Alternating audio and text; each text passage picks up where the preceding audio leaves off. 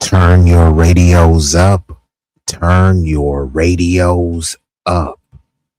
Y'all know what this is. Y'all know who this is. B-Eazy Dat Dude, an impromptu stream back with another one. This one will be a banger. Will ruffle some feathers, but it will be a doozy. I don't like to keep y'all waiting. So before we get this thing started, I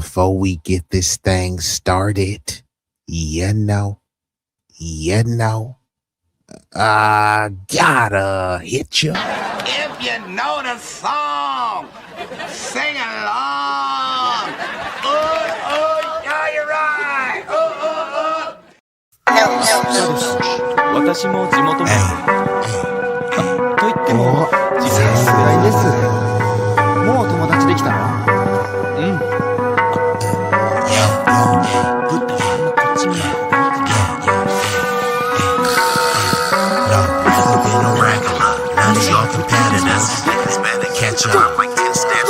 Look, this promethazine got me leaning like a cholo in the club. I'm 20 deep.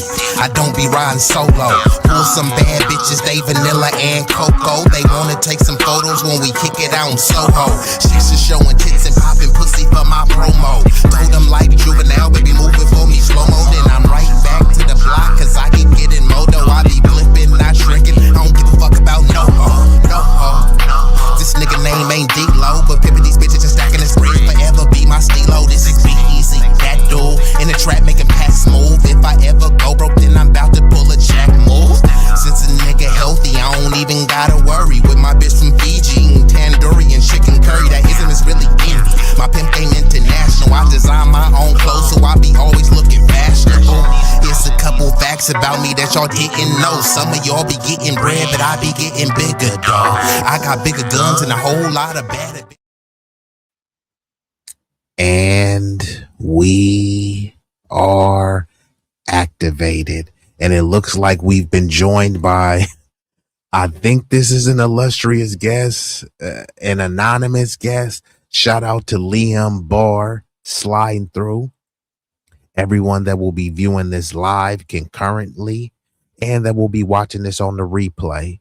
Now, depending on how this stream go, I may not be here for a long time, but it will be a strong time. I do plan on coming back and hitting y'all later with a double header with an illustrious guest that will be joining the stream. So let me go ahead and get the banner right. I'm going to go ahead and pull this thing down. But while I'm discussing, y'all can see the title, Psychologically Projecting Blackness Onto Others. in the biracial Babble breakdown. This is what we are going to get into, right? I'm going to talk about the legitimate arguments that some biracial mixed people are making. And then there are some illogical fallacies, some contradictions, and some incoherent babbling and prattling at times, right? I do believe there is sometimes people are trying to proselytize, psychologically project, force assimilation in certain ways. Uh, there's also something called identity imposition, and it refers to the attempt of attempting to make someone adopt a particular social, cultural, or personal identity against their will or independent choice. So many times people will try to say, hey, well, if the cops pull you over, they would see you as this, or society sees you as that. And when you do that, you take away people's intellectual sovereignty, their ability to self-identify what they believe more comfortably suits them racially. And I'm not talking about the people who say that they're transracial, they're white, and they say, I identify as a black person, even though I'm racially classified as white. I'm talking about people who have mixtures, who would be considered as biracial, triracial, etc.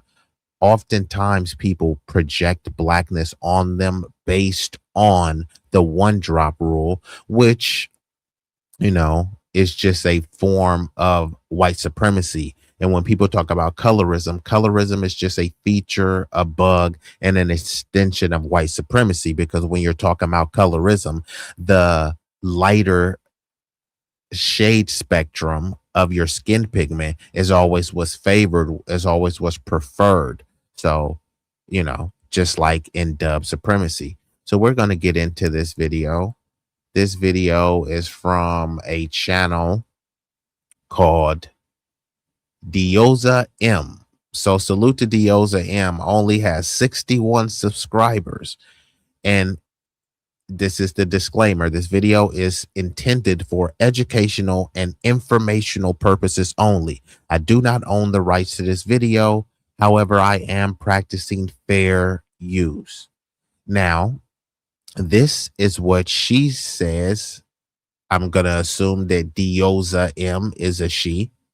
Why do black and white people who have biracial children continue to lie to their offspring about their genetic makeup? And grammatically, it's horrible. So I'm just, fixing it. This way of thinking is detrimental to black women and biracial children, specifically the woman. Is this what we want for future biracial people, to have this continuous identity crisis? So that's what this person says in their opening intro to this video, because this video is making the case that biracial people are not black. And here is the perspective of one biracial woman.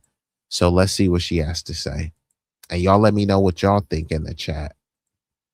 Now, some people say, oh, this doesn't matter. Well, actually, it shouldn't matter, but it does matter, because many people call it an identity crisis. But with some, it's not an identity crisis. It's a identity affirmation. And though you don't like that affirmation because it doesn't suit your narrative, whatever you want to proselytize and project onto them, that's how they self-identify. All right. So we're going to get into this, and this is a reaction video, and we're going to unpack some biracial babble, but the legitimate arguments that are being made. So I'll be bouncing back and forth from the video like such to make it transformative and giving my commentary. So let's get into this. Outside of your race. I am sick and tired of black women having biracial children and not validating them as biracial. If you want black children, have children with a black man. You're having children with non-Black men, lying to them about their biracial identity, and that's what causes racial identity issues. Long as you sing. Oh, my mom is Dominican, Cuban, my dad. And sometimes they're playing music, so I will have to mute.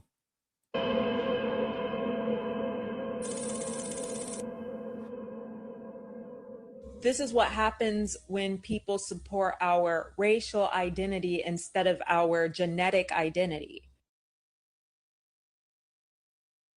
Half black. Ain't no such thing as half black. You don't mix white milk with chocolate milk and get half chocolate milk. When you ever see half chocolate milk? What kind of milk is this? It's half chocolate. If you are biracial and you're constantly shoving your Black identities down everyone's throat, you're an anti-Black bigot.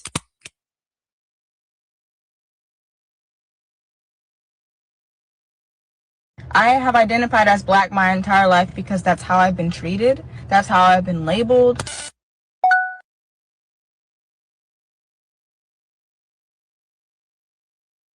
So a lot of this stuff I'm gonna let play, and then I'll chime in here and there. But some people, blackness to them is a costume, a circumstance, and a condition, right? They say, hey, I was treated as a Black person, or I was called a Black person, but oftentimes many of these people don't identify as a Black person. And then people will come and try to project and say, see, the cops identified you as this, so therefore you are that. And if you believe in intellectual sovereignty, in bodily and cultural autonomy, then you will say that, okay, yes, these people do have a right to adopt, whatever cultural ethnic identity they choose. Don't try to project what you see them as. So many of these people, for them, blackness is a costume. If they want to come to the cookout and they want to be able to say the N-word, then hey, I'm Black. But then the rest of the time, they want to be viewed as racially ambiguous, as something other than Black. But then when you treat them and say, okay, fine, we respect you, but you're something other than Black, then they try to pivot and say, hey, you're being colorist. It's like, how? You said that you weren't Black, but it's like, but I'm wearing the Black costume. It's like, it's not something you just take on and put on and discard depending on which environment and community you're around. But there's many biracial people that say they're not Black, and there's a bunch of Black people that project Blackness onto them. And then when others say, nah, you're not Black, then they, many, not all, start crying victim. See, the whites don't accept us and neither do the Blacks. It's like, you didn't even want to be Black. You said that you were something different. I'm not Black, I'm mulatto. I'm not Black, I'm Creole, right? You wanted to be something other, then you get treated as other, and then you blame it on colorism. It's like, just stop.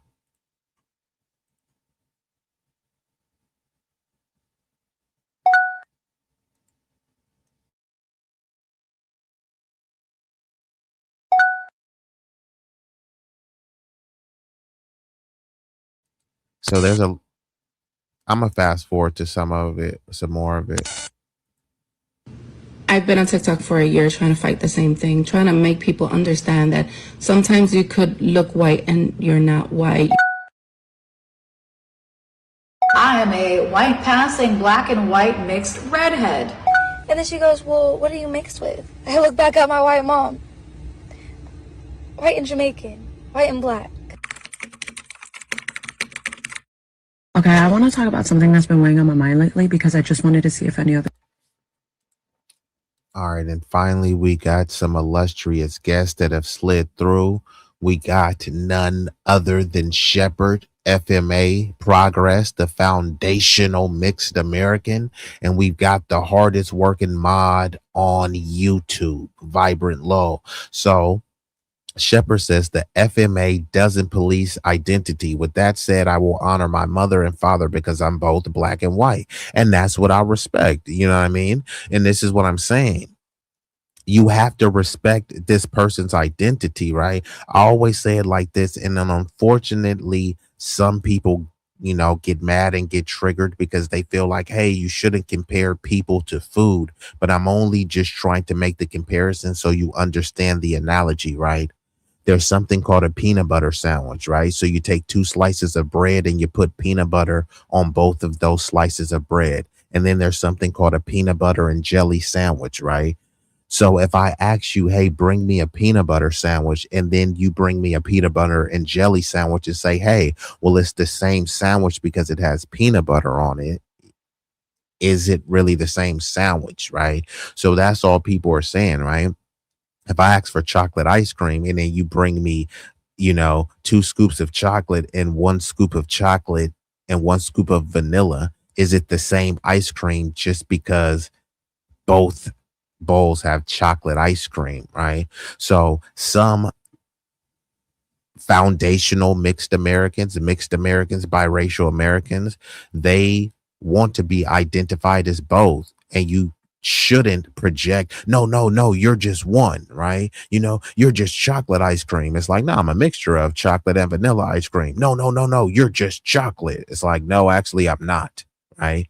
And some believe that it does a disservice to actual Black people who are quote unquote fully Black, but none of us are fully anything. But I'm just saying, in terms of the phenotypical, psychological, and visual perception, because that's all it is. Hey, we perceive you to be this way, but just because you perceive something to be that way doesn't make it true, right? If you put some sugar and a salt in a shaker, you may perceive that shaker to have sugar in it, but it could actually be salt. So perception isn't always reality, although it does shape reality. So I believe people should have their ethnic and cultural sovereignty to be able to identify how they see fit within reason, right? Like, again, like I said, I don't want to see some Lily W person saying, hey, my name is Jerome and now I'm blacker than black. You feel me? But it's like you grew up with a silver spoon in Wyoming. You know what I mean? So I don't believe in the transracial identity. However, I do believe in people being able to identify ethnically and culturally how they see fit. And yes, there's some mixed people that say, hey, yeah, I'm mixed, but I identify as being Black. And there's some mixed people that say, hey, I'm mixed and I identify as being mixed. I'm not anti-Black. I'm not anti-white. I'm both. So I love both. I'm not one or the other. I'm both. And you have to acknowledge that, and don't try to say, no, you're not one or the other, because if the cops pull you over, they gonna see you as this. My identity isn't determined by what the cops think, right? The cops may pull a Japanese person over and think that they're Korean or Chinese. Does that change their Japanese lineage, their Japanese heritage, just because an ignorant cop pulled them over? And if an ignorant cop pulls me over and say, hey, I thought you was this, I'll respectfully remind and correct them. It's not that hard to do. And Shepard says, I'm not a fan of the word mulatto. And this is the thing. There's many mixed / mulatto people that find it offensive. And then there's a person that comes on this page, some troll. I think he's like a Puerto Rican tether, you know what I mean? But I believe he is a mixed person, right? And he goes on talking about, he wants to unite the mulattoes all across the world, even though he's always in Black business. So many mulattoes, they're like, well, I ain't Black. Why y'all call yourselves a color? It's like you're calling yourself a mule. And fine. I mean, if we can reclaim the N-word, I mean, people can reclaim mulatto. So I don't really think it's that much of an issue, but I'm not a mulatto, so I don't police that terminology. However, there are many people that do find that term offensive. And then there's other people that are trying to have a reclamation process of that word. And yes, this is fair use. It looks like we got some people rolling in.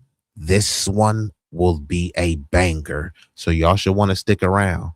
You said don't come down south then. See, this person, I don't know who this person is, Ralph Collins.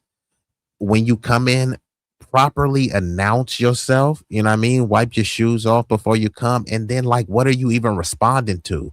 So much stuff has been said. The video has been played. I'm responding to comments. Who and what are you responding to? So look, I don't mind the trolling. I don't mind the contrarian views, but let's just have some level of scholarship when we're dealing with the seriousness and the weight of a discussion like this. Don't come down south then. Like, bruh, you or he, she, they, whoever or whatever you are, you don't even have a profile pic. So are you making a threat? Is this a veiled threat? Or are you just giving advice? What are you saying? And Ralph, I don't know if you are a brother. I'm hoping you are a brother, but gotta hit you. What? How please? Nigga, please. How? Nigga, what? Nigga. Nigga, please. Nigga, please. What?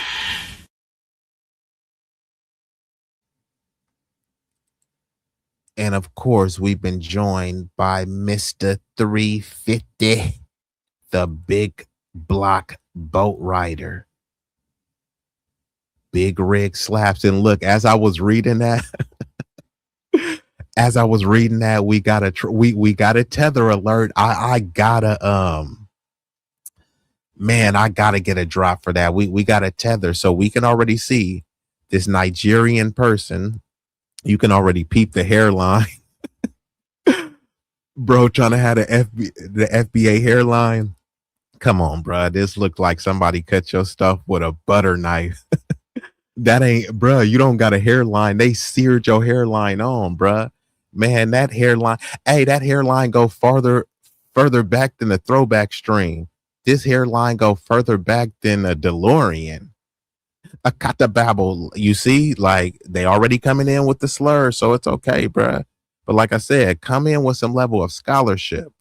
But hey, I didn't even think I was gonna be able to hit him this hard. Matter of fact, I want to thank this Nigerian tether for coming in, because I didn't think I was even gonna get to use this. I didn't plan on using this. You saying y'all desperate to make biracials black, but first of all, who is the y'all? So again, he's delineating. When he says y'all, he's talking about foundational black Americans. So again, we all black. No, Nigeria is super divided, bruh. They got a bunch of tribes over there, and many of them are getting smacked around by Chinese people. Some 4'11" Chinese people is going to Nigeria, telling them what to do, bossing them around and smacking them up. There's no foundationals doing that, but instead he's over here calling us Akatas. You said, but no one can tell y'all that y'all are African. Well, why are you so desperate to call us African? Notice that he's not even calling himself African. He's calling himself Nigerian, right? But but Nigeria is in Africa. Well, since you're so proud to be African, won't you call yourself that you're a foundational African? Since you want to speak about the motherland, but no, he's delineating. He's specifying about Nigeria. If we're all African, why are you Africa isn't just about Nigeria. Why are you limited it to Nigeria, right? So you see, they love this term Africa, but only when they can project it on us. And this is a form of proselytizing. This is a form of projection. This is a form of identity imposition. Y'all African, right? And Africans in Africa aren't even calling themselves Africa. He's Nigerian, right? They're over there smacking each other upside the head.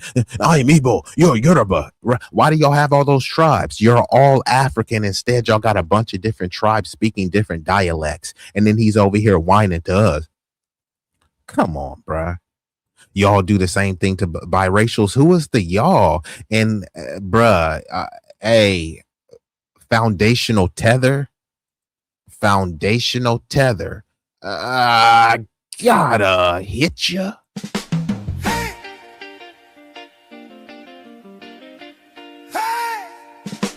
I got a question, cause I really need to know. Do you ever get tired of being a bitch ass nigga? A ass nigga. A pussy ass nigga. A pussy ass nigga. Do you get tired?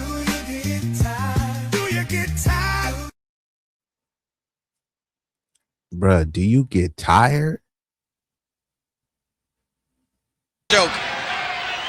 Who is this Rudy Poo? Hey, I'm just saying, bruh. Bro, when they talking about monkeys and sub-Saharan, they talking about you, bruh, with your bush meat butter knife hairline. Come on, bro. You're not intellectually formidable enough to challenge me in a foundational tether. Just so we're clear. Okay, see now you found yourself a nigga. You were looking for a nigga here now. See. Okay. Today's forecast: dark and cloudy, and chance of drive-by. This shit just got real. What you gonna do, bitch? I'm gonna tell you what I'm gonna do. You ever heard of rolling 20s, nigga? Since I was 16, nigga. Okay. See, what he thought was he could come up in here and make the rules, but now he see that I run this bitch, and now he about to bounce. Now you don't gotta bounce, but bruh, if you just keep, going on this toxic tether tirade, I may have to sit you in the corner so you can eat some bush meat and think about, go ahead and eat some lemon peppered leopard legs with the jollof, or some baby back hippopotamus booty. I know that's your type of cuisine. Go sit in the corner, bruh, and let the big boys take it from here. Biracial people felt this way. Hey, did these motherfuckers just cross the street because I'm black? I'm mixed race, I'm proud, and there's not a goddamn thing you could say or do to make me apologize for it.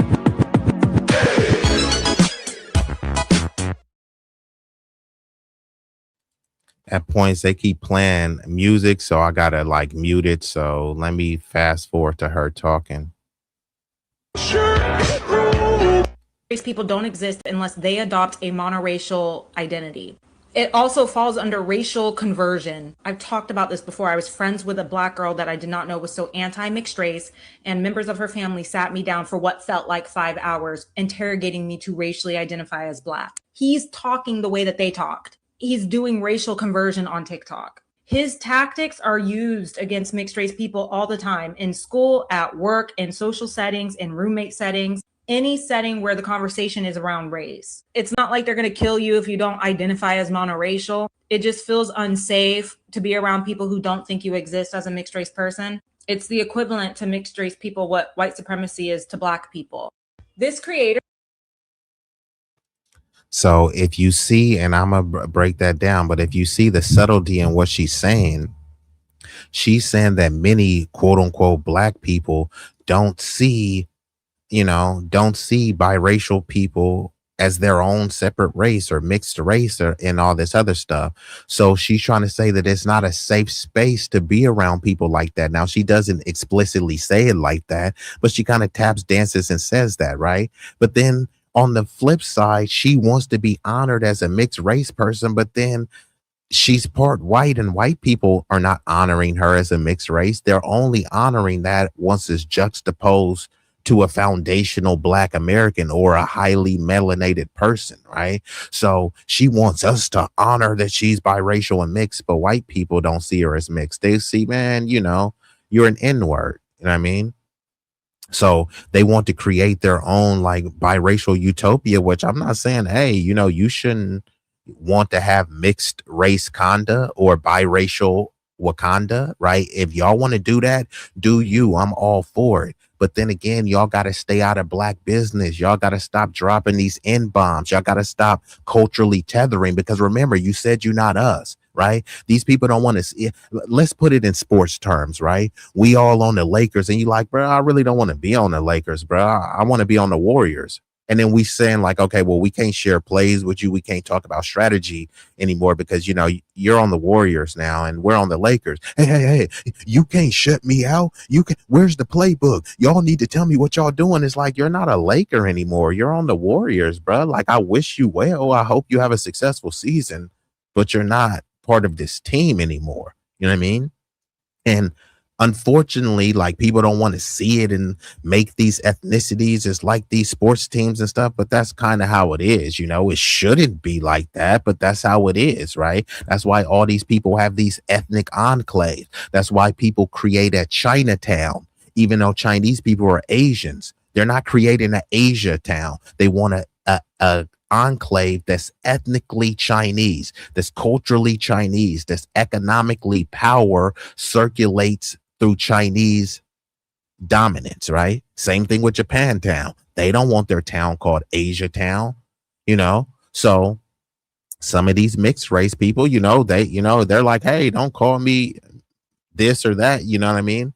But where's these mixed race utopias, and where exactly are they going to create them at? You know what I mean?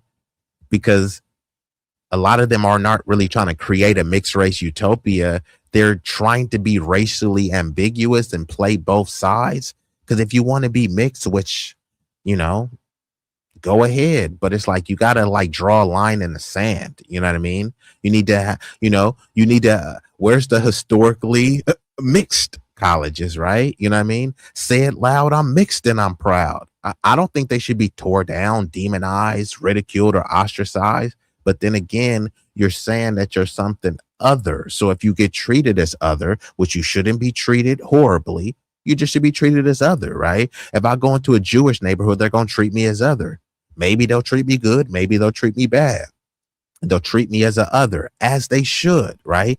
Even when they talk about Mama Africa, you go there and they're going to treat you as a other. They may give you respect. They may shake your hand and be happy that you're there.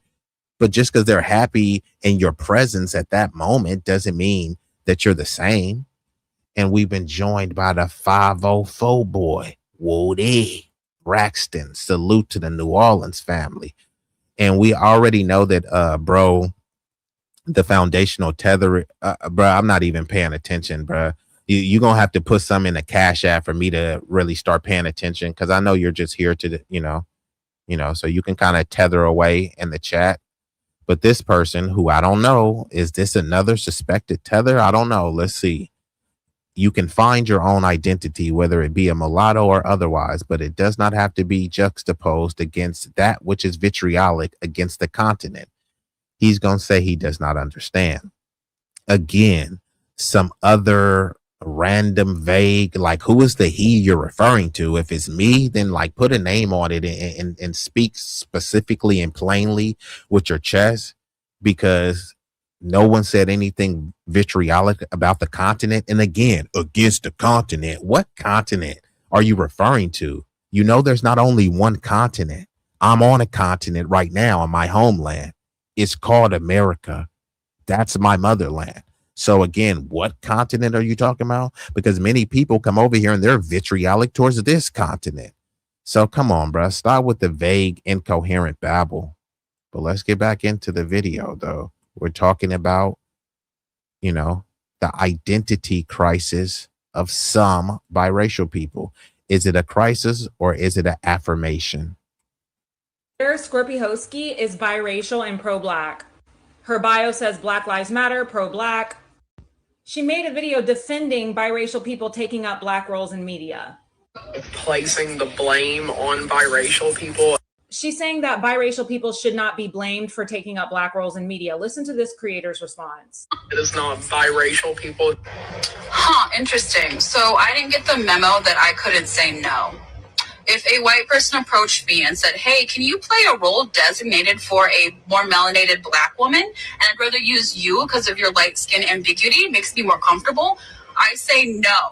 I'm biracial. I only audition if the role is for mixed race, racially ambiguous, unless it says all races. Otherwise, black erasure. How are you pro-black, but you are saying that biracial people are not at fault for taking up black roles in media? You made a video titled, There is no such thing as the mixed race. Abolish black, white, biracial pride, but you said there's no such thing as the mixed race.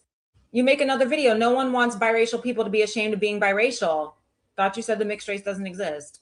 My father is white and my mom is black, therefore I am biracial. First you say there's no such thing as a mixed race, then you say you're biracial, then you say you're black. You made a video saying that I'm anti-black and racist because I told you to accept your mixture. You said that this comment, African Americans complain almost about everything, is anti-black. The person who wrote the comment, beautiful South African black queen. Your whole page is you responding to hate. This.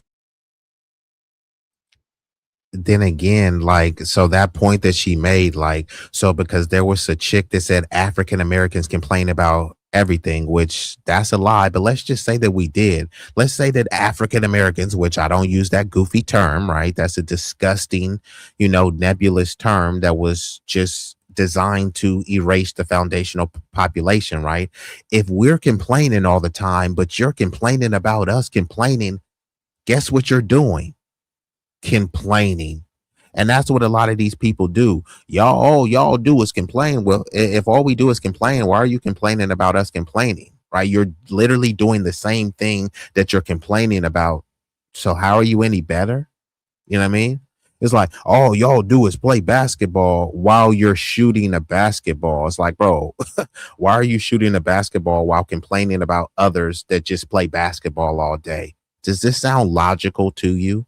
But you've been convinced that yes, it makes sense. Not only that, this was a South African tether talking about how African Americans complain and all this stuff. And mind you, in South Africa, again, there's a bunch of Lily W people that are Dutch and Scottish and Swedish over there smacking up the Black Africans in South Africa. And rather than worried about that, how the vestiges of apartheid never left, they're over here worried about foundational Black Americans. And this is rather pathetic. Many people do this in parts of Latin America.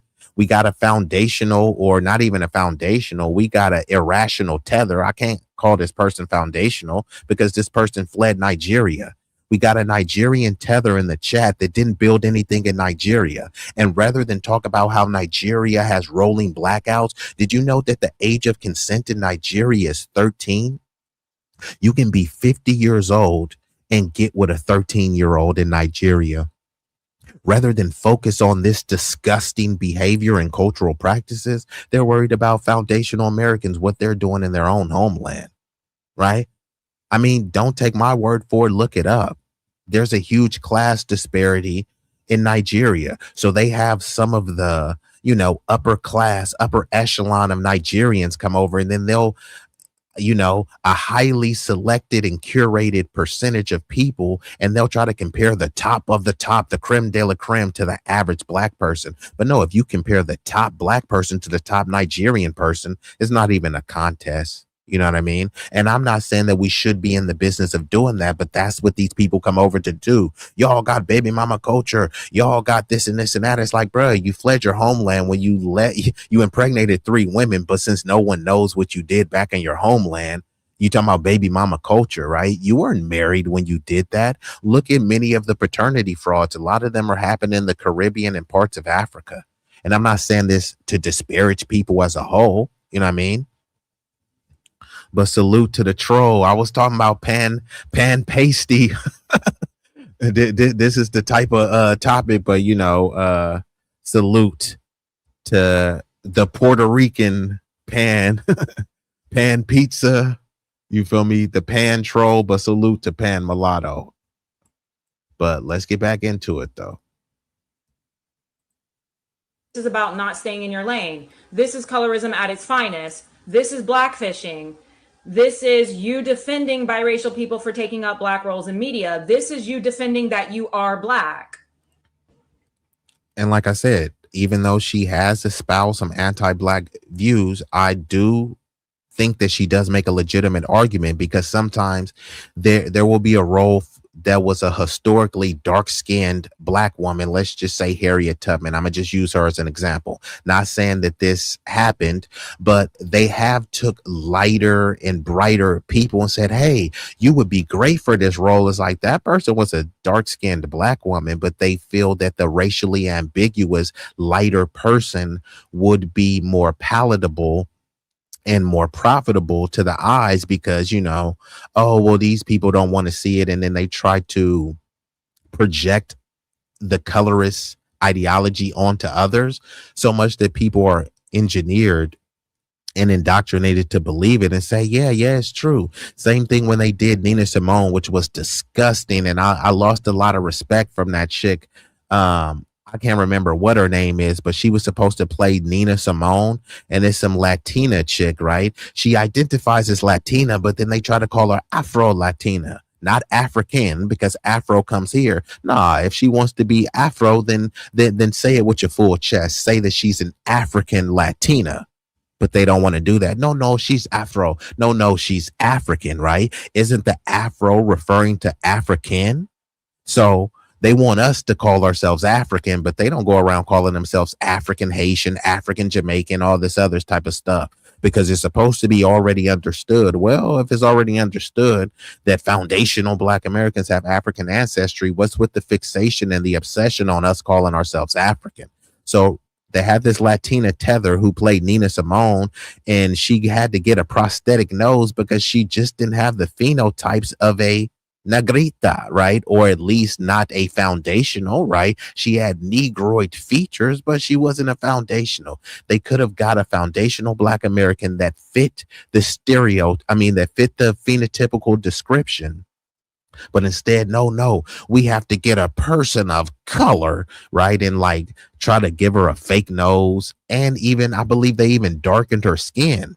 They essentially put a quote unquote Black Latina in blackface because she wasn't dark enough, when they could have just got a dark woman to begin with. So I will have to concur with, like I said, with this biracial chick, mixed chick. Some would call her Black, but she doesn't want to be called Black. She wants to be called mixed. So let's just call her mixed. The thing is about the mixed people, they'll say we're a mixed race, right? And they'll pretend as if mixed race is a race. They'll pretend as if biracial is a race. And I'll say, fine, since you believe that it is a race, are we saying that a Black and white person who's a mixed race person and an Asian and a white person who's a mixed race person, are we saying that they're the same race, right? They're both mixed race. Oh, no, that's different. How's it different? There's no specificity. It's just what I'll call a buzzword and a bumper sticker. They're biracial. They're saying that biracials are their own race. Okay, fine. So are we saying that a Japanese and a Black person is the same as a white person and a Native American? Both of them would be considered mixed race, right? So are they of the same race? So a lot of these people, they go back and forth saying, well, race is a social construct and it's not real. But then they'll say, I'm biracial, but you said race wasn't real. So now you're saying you're a mixture of two things that isn't real. Make it make sense. This is you bullying mixed race people in the comments. She is a coon. She didn't transform. She's been that way. Stuck in the bottom of the mayo packet. Because she came for me, and I'm not about. And I haven't seen Tampon Timmy in a minute. So salute to Tampon Timmy. You said, good Lord, only goofy New Yorkers say Latino is not a real thing. And Tampon Timmy is, another Latino tether, you know what I mean? Or a Latino lunatic. But salute to Timmy. But yeah, I would have to concur. Like I said, even a dead clock is right twice a day. You feel me? So it's not a real thing, right?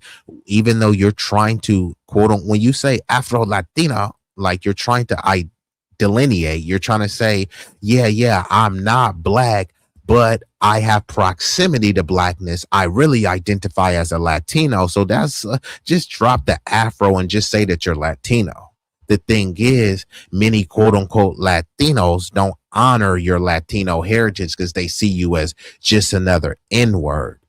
But again, your identity shouldn't be based on what others project onto you. Of checking a bitch who is dead ass incorrect. This is you admitting that TikTok blocked you from posting because you're racist. Your whole page is full of hate. All of the comments are hateful. And then you like those comments and perpetuate the hate because you're a bully. Right here, you said, I'm not proud to be mixed race. That's weird to me, but I agree with everything else you're saying. You said there's no such thing as the mixed race. Then you said that you're biracial. Then you say that you're Black.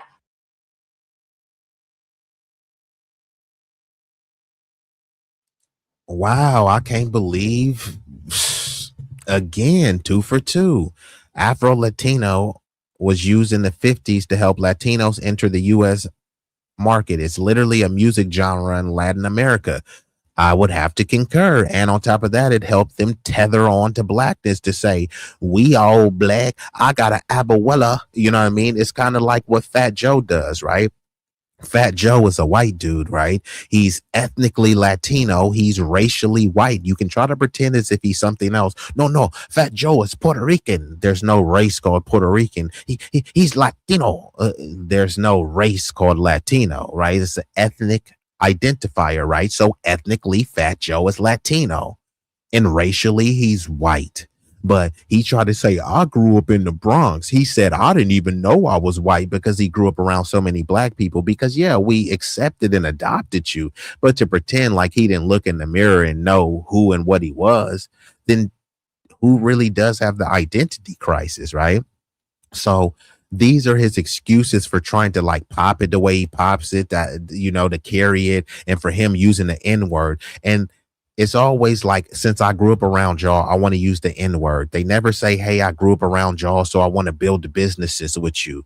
You know, it's just, since I grew up around you, I want to say the N-word, but then I also want to have my ethnic specificity and ethnic isolation as well. You know what I mean? Because he wants his own cultural achievements for Latino culture, but he wants to be revered and held in high regard in the FBA culture. Won't be like, bruh, like if you think of top 20, like does anyone have Fat Joe in their top 20 of rappers? Top 50? Like if you of all the rappers of all time, and I'm not just talking about mainstream rappers, Fat Joe is not a top 50 rapper. But if they want to really do some affirmative action in DEI, they'll try to convince you that Fat Joe is a top 50 rapper. And Big Pun is way greater than Fat Joe ever is and ever could be. But we're supposed to pretend that Fat Joe is good because he has proximity to some black people. Hence the term Afro Latino. The Afro is a tether term. Hey, I'm just like you. That's why it says Afro. And then they're really a Latino masquerading as a black person. They wear blackness like a costume, and then, you know, they shed it, you know, on Cinco de Mayo, they're just Latino, right? But then if they're at the cookout, yeah, I'm like y'all, and that's why I'm saying nigga, but I'm Afro Latino, so I'm not really like you. Saying you're Afro Latino is delineating, and there's nothing wrong with it because I support delineation, but we just have to call it what it is. You're saying you're something other than me. I'm a foundational Black American. Once you say you're Afro Latino, you're saying that you're not that.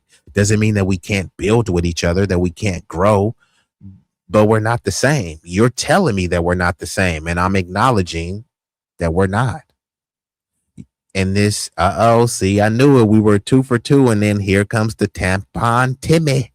You said FBA are massive colorists. They call a blue-eyed, blonde-hair Latina Afro Latina. No, actually, we don't.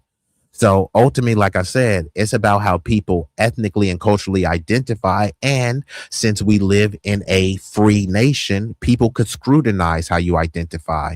And we've been joined by Frank Nitty, Mr. Gritty, putting on for the biddy. And we got Stream Sniper shooting from the chat. Salute to the bro.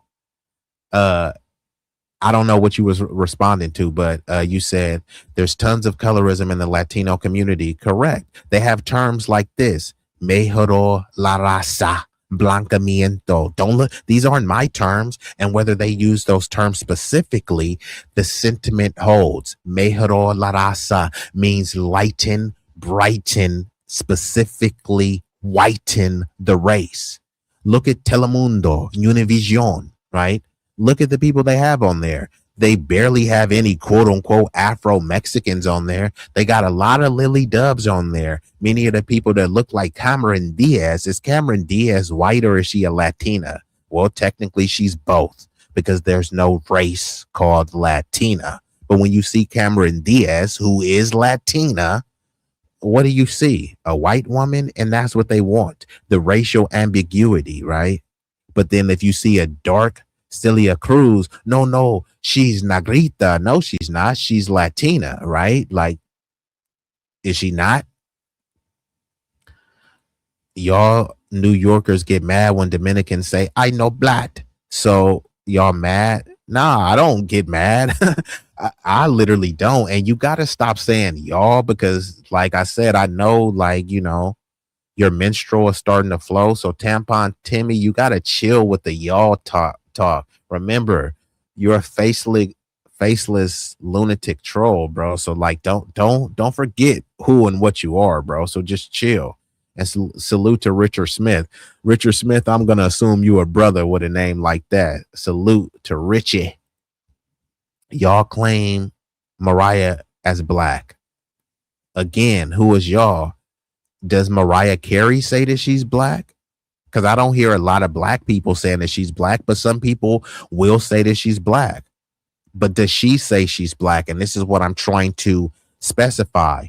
You're over here talking about y'all, and you're not even reading the title. My title says psychologically projecting blackness onto others. So I don't believe that you should see that if someone has one drippity drop of Negroid or African ancestry and you call them black. I don't subscribe to that. I don't believe in that. However, some people will identify as that, and some people will push back. You know, ultimately it's up to how people identify, and then after that, how society views you. Now, your self-identity shouldn't be based on what someone is going to call you and if the cops pull you over. However, since all of these things, race, ethnicity, they're all social constructs.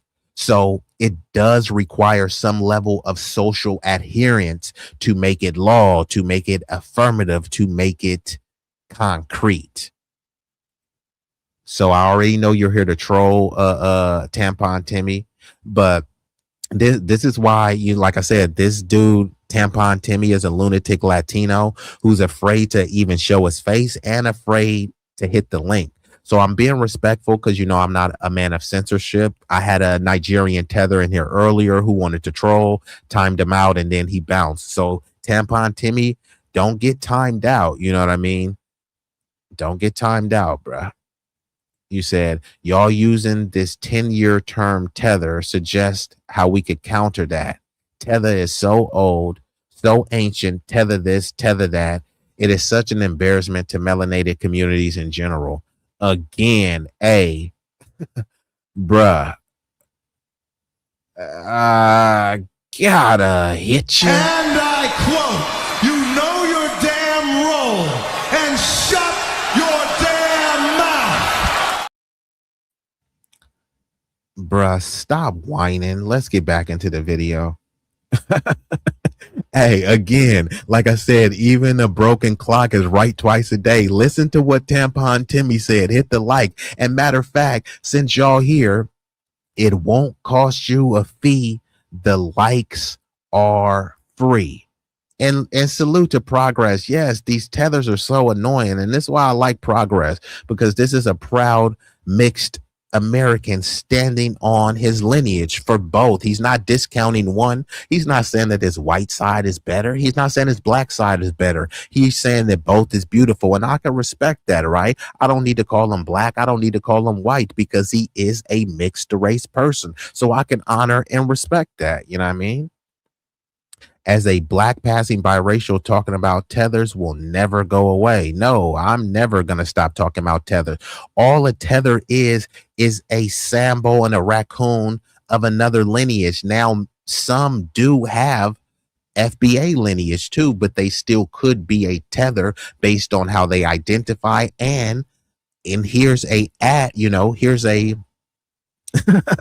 and salute to yes, tethers are insufferable. And look, just because you're an immigrant or have a different lineage doesn't make you a tether. Harry Belafonte wouldn't be considered a tether. Louis Farrakhan, who has Caribbean lineage, wouldn't be considered a tether. Sidney Poitier wouldn't be considered a tether. You know what I mean? What was the beautiful sister in the Good Times, right? She was like Bohemian or something like that, I believe, right? She wasn't considered a tether. It's someone of a background that's not foundational, that tries to tether on, cosplay, and work to undermine that same group. That's who it is, right? So you notice that nobody is not saying don't call people raccoons, don't call people Sambos, and people still use the outdated and inaccurate term of Uncle Tom, but nobody says don't call people that. And Uncle Tom is the wrong term. The correct term is Sambo. So if I'm going to be calling my homegrown people of my lineage that sell out, if I'm gonna call them raccoons and sambos, then no, I'm not gonna have any sympathy calling these people tethers. All of these other groups, they have pejorative terms. You know, they got Mexicans calling us pinche mayates and changos, right? Did you know even some Samoans, it's like, and we love Samoans, we didn't do nothing to Samoans. They calling us mayulis. They got a Filipino, they got a terms calling us niggas and stuff like that, right? In their own language, right? They calling us akatas, abis, jareers, even saying yank in a pejorative term. And meanwhile, we was calling all of these people our brothers and sisters, right? From the motherland that we've never been to. Meanwhile, we're overlooking our motherland here for some pie in the sky Wakanda that doesn't exist. Notice how Pan-Africans are always talking to you about Africa from the comfort of America. They're never in Africa. They go to Africa to visit and then come over here and preach to you, Africa, Africa, Africa. Go over there and build in Africa. No, you visited Africa. Fine, I'll visit there and go on a safari, and then I'll come right back home to my motherland in America. But they've convinced you, no, you have to look to Mama Africa. How was it Mama Africa? Let's just say it was my Mama Africa, but nobody came and get me. Where was my brothers and sisters and cousins that came and got me, right? Where was that? When these quote unquote Africans come over here, they don't say brother, sisters, or long lost cousins. How many family members do you know in the quote unquote motherland? You know your family member in Baltimore. You know your family members in Louisiana, in Texas. Even if you got family in Utah, even if you got family in Idaho or some obscure place, you don't know nobody in any African village. You don't know anyone in Burkina Faso, anyone in Mali, anyone in Sudan. But you're from there. No, your family is from there. You just have no ties. Yeah, you were from there thousands of years ago. So I'm not from there. People already know in your local city, if you're from Brooklyn and you move to Piscataway, New Jersey, and you live there 20 years, people gonna be like, bruh, you ain't from Brooklyn no more. You're from New Jersey, bruh. If you're from Houston, Texas, and you move to Boise, Idaho for 40 years, they're gonna be like, yeah, you were born in Texas, but now you're from Idaho. You lived there for 50 years. So now, at the very least, the bare minimum, we've been on this land 500 years now. We've been here much longer, but I'm just saying the bare minimum, right? And they're still saying, nah, you ain't from here. How many years will it take for you to be from here? You have to wait until 5,000 years and then officially what you'll be from here? 5,000 year pass. You from Africa. 20,000 years pass. You still from Africa. 40,000 years pass. You from Africa. Fine. Aren't these so-called natives from Asia? No, they're not from Asia because they became a different people on a different land. They had an ethnogenesis. Isn't that what happened to foundational Black Americans? We were a mixture of freedmen. We were a mixture of formerly enslaved people, indigenous people, European people. That was an admixture that you can't recreate on anywhere in the continent right now.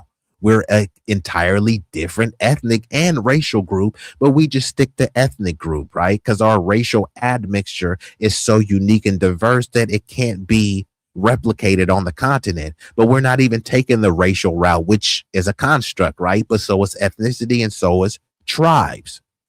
Okay? So yes, we became a completely different group, and people don't want to honor or respect that, but then they want you to respect their tribe and respect their religion. There's no race called Muslim. There's no race called Jewish. There's no race called Hindu or Buddhism. And even with mixed race, respect that I'm a mixed race person. Okay, I do. But mixed race how? Are you Black and white and mixed? Are we saying that a Black and white person and a Black and Asian person, since they're both mixed, they're the same race just based on that mixture? Or is a Black and Asian person mixed with a white and Asian person the same race because they're both biracial? Okay.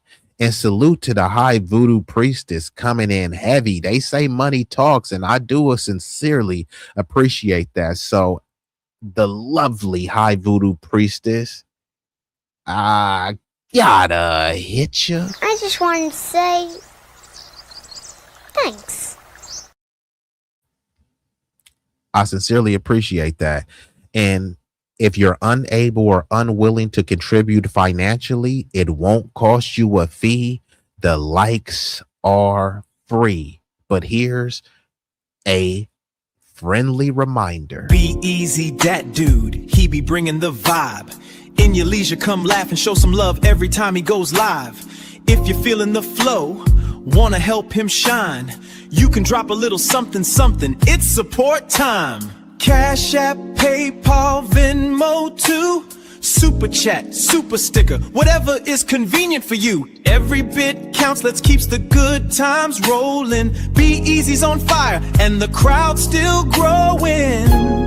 Woo, B-Eazy. He is that dude.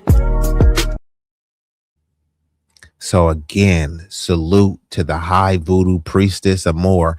And I don't know. I have to check out your channel, the High Voodoo Priestess. I don't know if your content is just about voodoo stuff, but I would love to converse about that, because there's a lot of misconceptions about the practices of voodoo. And salute to the foundational freedman. I ain't gonna call you an African American, Alexander Bryan, because you in the heart of FBA land. However, I will respect the foundational freedman that stepped off up in the building. Salute to the Carolina fam. Stream says in Africa, they call American blacks foreigners. They don't consider us to be one of them. And this is why I say this is so goofy. You're supposed to, while you're in America, which is your homeland and your motherland, you're not supposed to identify with your homeland. You're supposed to call yourself African from a distant land that you've never been to. And then when you go to Africa, they don't say that, hey, you're the same as us. They say that you're American. In Africa, they call me American, but as an American, I'm supposed to call myself African? It doesn't make sense. Yes, this is true, right? When you go over there, yes, they'll accept your money. Yes, they'll smile in your face, but there is a tax. You will pay a higher rate. Look at Meek Mill. Meek Mill went to some, let's just say, an anonymous African country. They stole his phone. He had to say, hey, bro, could I get my phone back and all this stuff? So there's people that look exactly like them that they don't consider their brothers and sisters. So you think that you're just going to fly over there and then suddenly they're going to embrace you just based on skin pigment? You got a big nose. They got a big nose. Y'all brothers. No, we're not. You said, yes, I am Puerto Rican and Black American. I speak Spanish fluently, and I've always been torn between two types of hatred from both communities. Africans can't play with me. I will never go to Africa again. Well, I respect how you identify. You know what I mean? If you identify as a Black person, you know what I mean? A Latino person, we respect it. I think it needs to just be a place of listening so we can understand. And when you listen without judgment, and then don't try to pass judgment and don't try to project. There are some Puerto Rican people who say, yes, I have Black or African ancestry, but I've been raised as a ethnic Latino. So I identify more with being a Latino. Don't try to project and say when the cops pull you over, they gonna see a nigga. It's like, man, that's not what they see when they look in the mirror. Doesn't mean that you need to tear them down. Doesn't mean that they're better than you or you're better than them. It means that they're different and they want to be recognized as a distinct individual. There's nothing wrong with that. It's actually very beautiful. And in order for us to appreciate the beauty of this ethnic distinction, we need to let people identify who they are without judgment and say it with their full chest. Don't try to say, I see you as Black, so therefore you're Black. The way I see it, their tribes conquered ours and sent us here, so they see us as the defeated who look down on them, in my opinion. Well, it's a valid opinion to make based on your observation. By the way, voodoo is a foreign practice. Also, it means spiritual Adam. Learned that from the late Dick Gregory, and hoodoo is an FBA practice. Yes, there is a distinction between hoodoo and voodoo.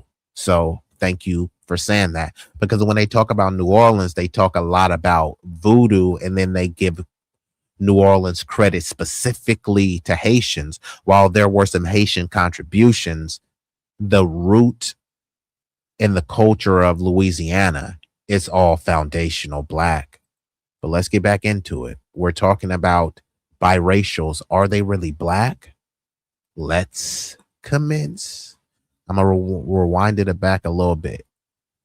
Blocked you from posting because you're racist. Your whole page is full of hate. All of the comments are hateful, and then you like those comments and perpetuate the hate because you're a bully. Right here, you said, I'm not proud to be mixed race.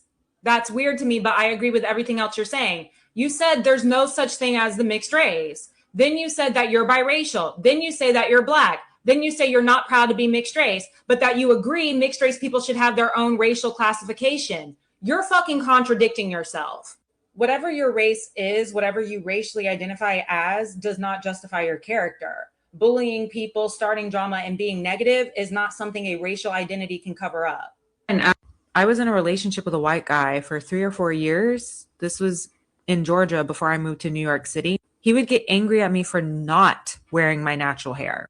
I never straightened it. It's just he always wanted me to wear it just like this. I couldn't do buns, braids, or even a barrette without him throwing a temper tantrum. Our Black friends always wore different hairstyles, and he was always so supportive, like, that's so cool. But anytime I would want to do it, he would be unsupportive, and he would say, don't even try it. Now, I don't want any feedback. I don't care to know what you think about my hair. I use a texturizer. To me, he felt very ownershipy.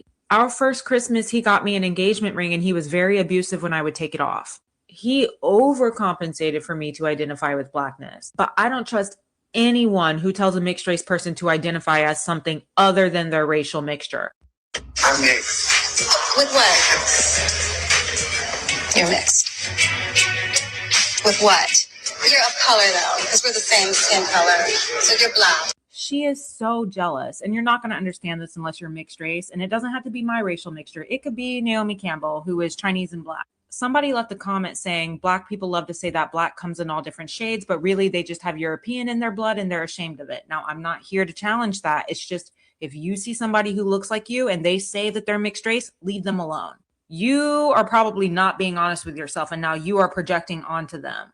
The other thing she brought up is skin color. I'm sorry. It's just monoracial races are based off phenotypes. The mixed race is not. It's like that because mixed race people can have the same racial mixture and look completely different. Somebody is just not being honest with themselves, and it's not the mixed race. I want to talk about this comment that I saw from a white woman. It was on a video that was very anti-mixed race, and the creator was African American. This white woman said that if you're mixed race and you say that you're mixed race instead of Black, then I don't think very highly of you. Black is beautiful, and you're trying to change what Blackness is. It makes it seem like you're doing it for white approval. Somebody stepped in and told her that mixed race is beautiful too. I don't understand why you're upholding the one drop rule, and we don't need white approval to be mixed race. And then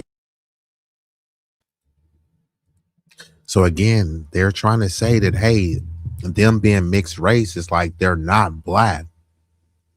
But what did they always accuse Black people of? Being colorist. Show me the videos of a bunch of mixed race people showing vitriol at white people for being quote unquote colorist. So they try to frame it. No, the Blacks are being colorist towards me. So you mean that the white people are accepting you with open arms? Again, they just throw out a buzzword. I'm mixed race. Okay. A Japanese person and a white person are mixed race. Are they the same? And then she's talking about even if we have the same mixture. I mean, does any of us have the same mixture? If I say that I'm 40%, I have 40% Negroid, another 40% indigenous, right? Another 20%, right? Like, what are we really saying here? That someone else has that same mixture because they have a big nose? Some people may have, 2% indigenous. Some people may have 20%. But because they both have a big nose, then it's the same mixture. This is the illogical fallacies with many of these mixed race, it's really a lot of biracial babble and prattle. because it's so desperate to carve out and create their own identity, but they're still tethered to one or the other.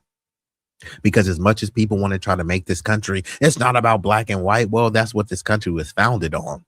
And then they say, yeah, but what about the natives? But you already said that they were slaughtered and genocided. So it wasn't about them, which is why they had to fight way later to be recognized as citizens, because their quote unquote land and reservations was considered separate and sovereign nations. It wasn't considered America. It was considered separate and apart from America. So America, the foundation was about black and white, and people want to try to fight. No, it's about us. It's about people of color. It's about mixed race people, right? And they want you to honor their mixed race identity. But who the heck are you talking about? Again, this chick right here, she talked about Naomi Campbell, who was quote unquote black and Chinese. She has African ancestry and Chinese. Is she the same race as her? According to her, they are, right? Because they're mixed race. But Naomi Campbell is also identified as black, but then she's also mixed race. You see how confusing it gets, because these people haven't carved out a lane for themselves. When they're checking the census, many mixed people, as much as they want to have this mixed utopia, they don't check the mixed box. There's a box that says 2 or more races.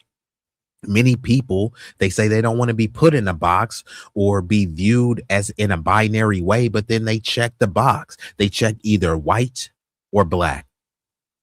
There's another box that says other. Why won't they check other and write mulatto or whatever term they feel comfortable identifying as? I know plenty of biracial people, but biracial isn't the box that they check. So again, like, there's a lot of logical inconsistencies about what their ideology is saying. She deleted her comment. Now, my issue with her mentality is in the simple fact that if you are white and you have a child with somebody who is black, your child is mixed race. If you're white and you have a child with somebody who is Asian, your child is mixed race. This generalization and identifying the mixed race with blackness makes it seem like the mixed race is about being black. Being mixed race is having a racial mixture, whatever that racial mixture is. The other issue is that she's implying that black people come from black and white parents. No. Black people come from black parents. Mixed race people come from black and white parents. Are you an RN exhausted?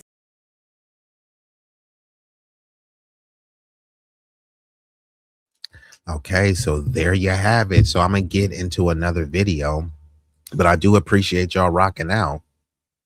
And we've been joined by Shame and Scandal. Hold on, Shame and Scandal. I gotta hit you. Oh, damn. Dr. Fresh, wait a minute. I know you. Wait a minute.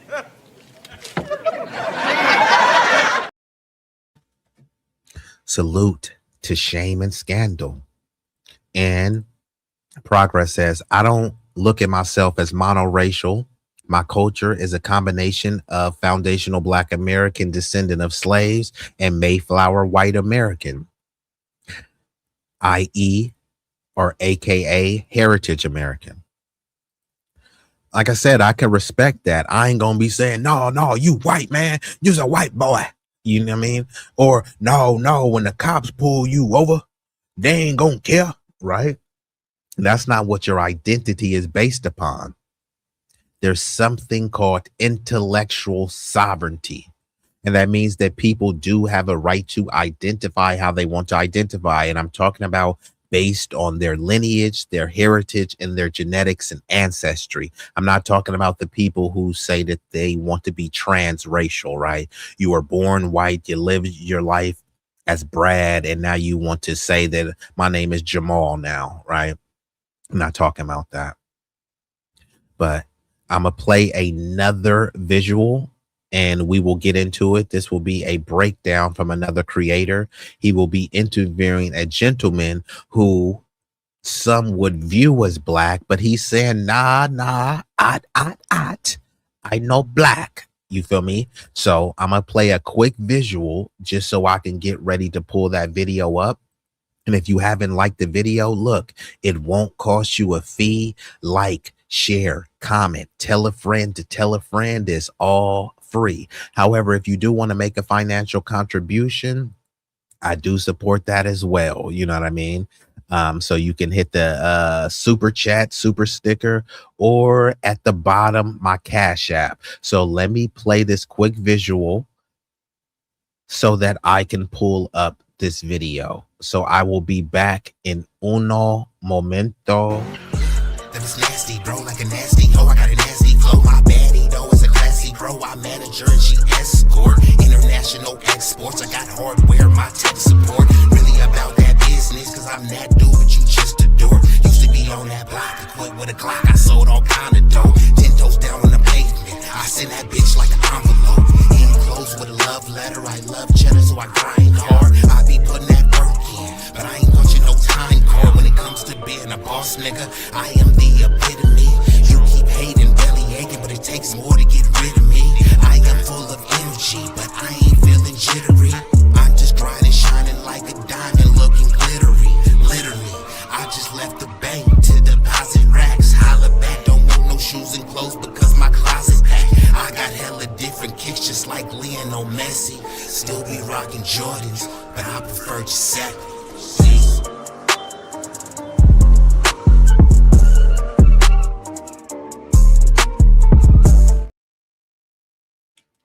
Okay, so we're back at it. Thank you for your patience. Y'all could have been anywhere in the world. Y'all chose to be here with me, at least momentarily. And for that, I thank you. So I'm going to be reacting to Ricardo Ignacio. You can watch the video uninterrupted on his page. It's titled, I Only Look Black, But I'm Not Black. So at the top, this is the gentleman, Ricardo Ignacio. And then they have this biracial bozo at the bottom. Now, Ricardo is telling him, hey, look, bro, when I see you, I just see a black dude. And he's saying, yeah, bruh. Just because you see that, I know black. So we gonna get into this and break this thing down.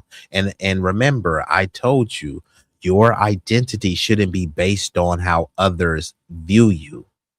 Now, since it is a social construct, much of the construct is about how you phenotypically present, and that is going to shape the reality of how you're treated in society. You know what I mean? And we'll get further into that, but let's get into the video to start.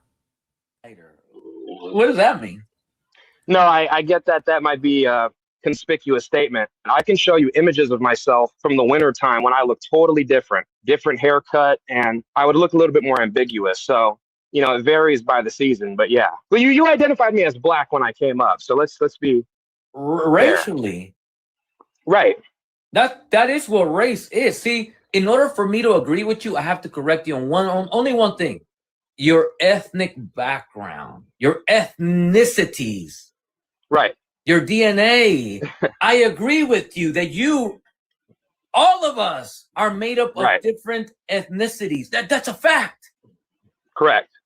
But the concept of race is what somebody is presenting, phenotypically presenting. In your case, I know nothing about I don't know who your mother is. I don't know who your father is. I don't know who your ancestry is, what your ancestry is. If I see you just randomly, sir, I see a black man. Where is the wrong in that? If racially, that's what I identified as. That's why I identified. Well, no, because the reason I would dispute that is because there's been right now I do. There's been plenty of times throughout my life when I've been identified differently. I haven't looked this way throughout my whole life. And also I'm under the shade right now, but I would say that there's been plenty of times when people have been like, oh, you know, which one of your parents is white, or, you know, what do you mix with? You know, come on, bro. So again, he's saying, oh, look, I'm under the shade right now. So that's why I look as dark as I look. So he's trying to distance himself from any level of blackness. I know black. No, I'm really lighter. I'm not this dark. I'm light. And sometimes when people see me, they say, which one of your parents is white? Yeah, they say which one of your parents is white. They never say that you are white. People have said that he's black, though. And I don't think people should project that. You need to ask a clear, incoherent question. How do you identify ethnically? And then after that, you can do a follow-up question. How do you identify racially? And then they can give you an answer and say whether it's a construct and all this other stuff. But I always debunk the social construct, because while I will concede of race being a social construct, everything else that's attached under in proximity to race automatically by default becomes a social construct. You can't tell me that race is a social construct, but however, a tribe is biological reality. So race is a social construct, but so is being a Cherokee, so is being a Choctaw, so is being a Seminole. Being a Viking is a social construct. There's no race called Viking, right? All of these things are socially constructed and sometimes fabricated, right? Religion is a social construct. They want to make it seem like the biblical practices and teachings and preachings are biological, but no, it's not. You've only been convinced that way so you can accept, that, hey, this group of people are the chosen and preordained. So you got to do whatever, they say, because, hey, it's in the good book. You feel me? But whose good book was that? Mulatto activist father is from El Salvador. Who are you talking about? Progress. I look a little bit different at different times of the year. I know it's might come as hard to believe to you, but no, that's the truth. That's based on my actual lived experience. And I'm not just saying that because I'm like, oh, I don't want to be black. No, but I just want to be what I am. You know what's interesting about this? Because you're determined to convince people that a mixed person like yourself, it's his own identity. You have a point to a degree when it comes to colorism. Attention retirees, if you're willing to be at your computer from 9 a.m. to 10:45 a.m. Because a black man that is darker will be treated differently by society than you. Yeah. This is a fact. However, you're still identified as a black man, lighter complected. And here's the thing that I find interesting. See, not always, but yeah. Not always what? You can't see the thing is the issue is you try to tell other people their experience, right? And I'm not saying that you don't have reasons for doing that, but I think that you have to understand not everybody's experience is going to be what you assume it's going to be. Like I said, there's been plenty of times throughout my life. I can show you images when I look way different. When people have asked me, what do you mix with? What's your background? So yeah, right now it's maybe not as ambiguous, but I think that you have to understand the nuances to it. Race is not and phenotype is not as straightforward as you think it is. There's a lot more nuance to it that I think you're leaving out. So that would be my response. It's not that, like I said, is a legitimate argument, right? There is a lot more nuance in the phenotype that he's talking about. However, if you see this dude on the screen, bro is like, I know black. Okay, fine. You're not black. Stop trying to project blackness onto him. Stop looking and saying that, hey, he may have some negroid or quote unquote black features, right? But having a particular feature doesn't make you something, right? I've seen some black people with a little, skinny, thin nose. Does that feature that would be associated with Eurocentrism, would that make them white? No, it wouldn't. But we're trying to, not me specifically, but some will project and say, hey, when the cops pull this dude over, they'll see a black man. But when he looks in the mirror, he doesn't see a black man.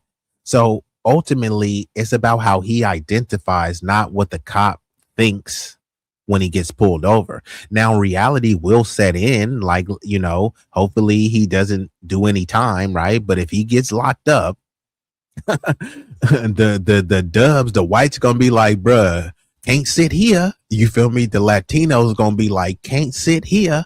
You feel me? Guess who's gonna adopt him? He's gonna be with the blacks, whether he likes it or not, right? And his issue is he doesn't want to be in a box of being black, but he's not creating his lane many of these mixed race people are pretending to create a lane for biracial people, but it ends up them being in this kind of racial ethnic purgatory because it starts a whiny process of, well, the blacks don't accept me. It's like, but you don't see yourself as black, so why should blacks accept you as black? Well, the whites don't accept me. It's like you really want to get accepted by the whites, but they're saying you're not like us. They say cue to Kendrick Lamar, you're not like us. But black people will look at this dude, even with his light complexion, and say, come on down, bucko, you're one of us. And he'll get close enough to us. He'll get close enough to black people to say, look, I have close proximity, so now I can say the N word, but I'm not one of y'all. I know black. It's like, okay, bruh, you're a tether. As straightforward as you think it is. I don't think you understood what I just explained. I acknowledge that because you are lighter complected than somebody who's darker, I acknowledge that you will be favored, if you will. You'll be favored by majority of society because majority of society is conditioned to be very colorist, anti-black to be specific, right? I acknowledge that you will be treated differently because of your complexion. However, you will still be identified as a black person. Now, let me finish. Yeah. And also, I think identity is an assertion. It's not a debate. Like, you don't really debate your identity. You just assert it. And you say, well, this is what I am based on my actual background. And so you can't just go based off of what other people tell you, because then you'll never have your own destiny. You'll never actually be firm in who you are on a deeper level.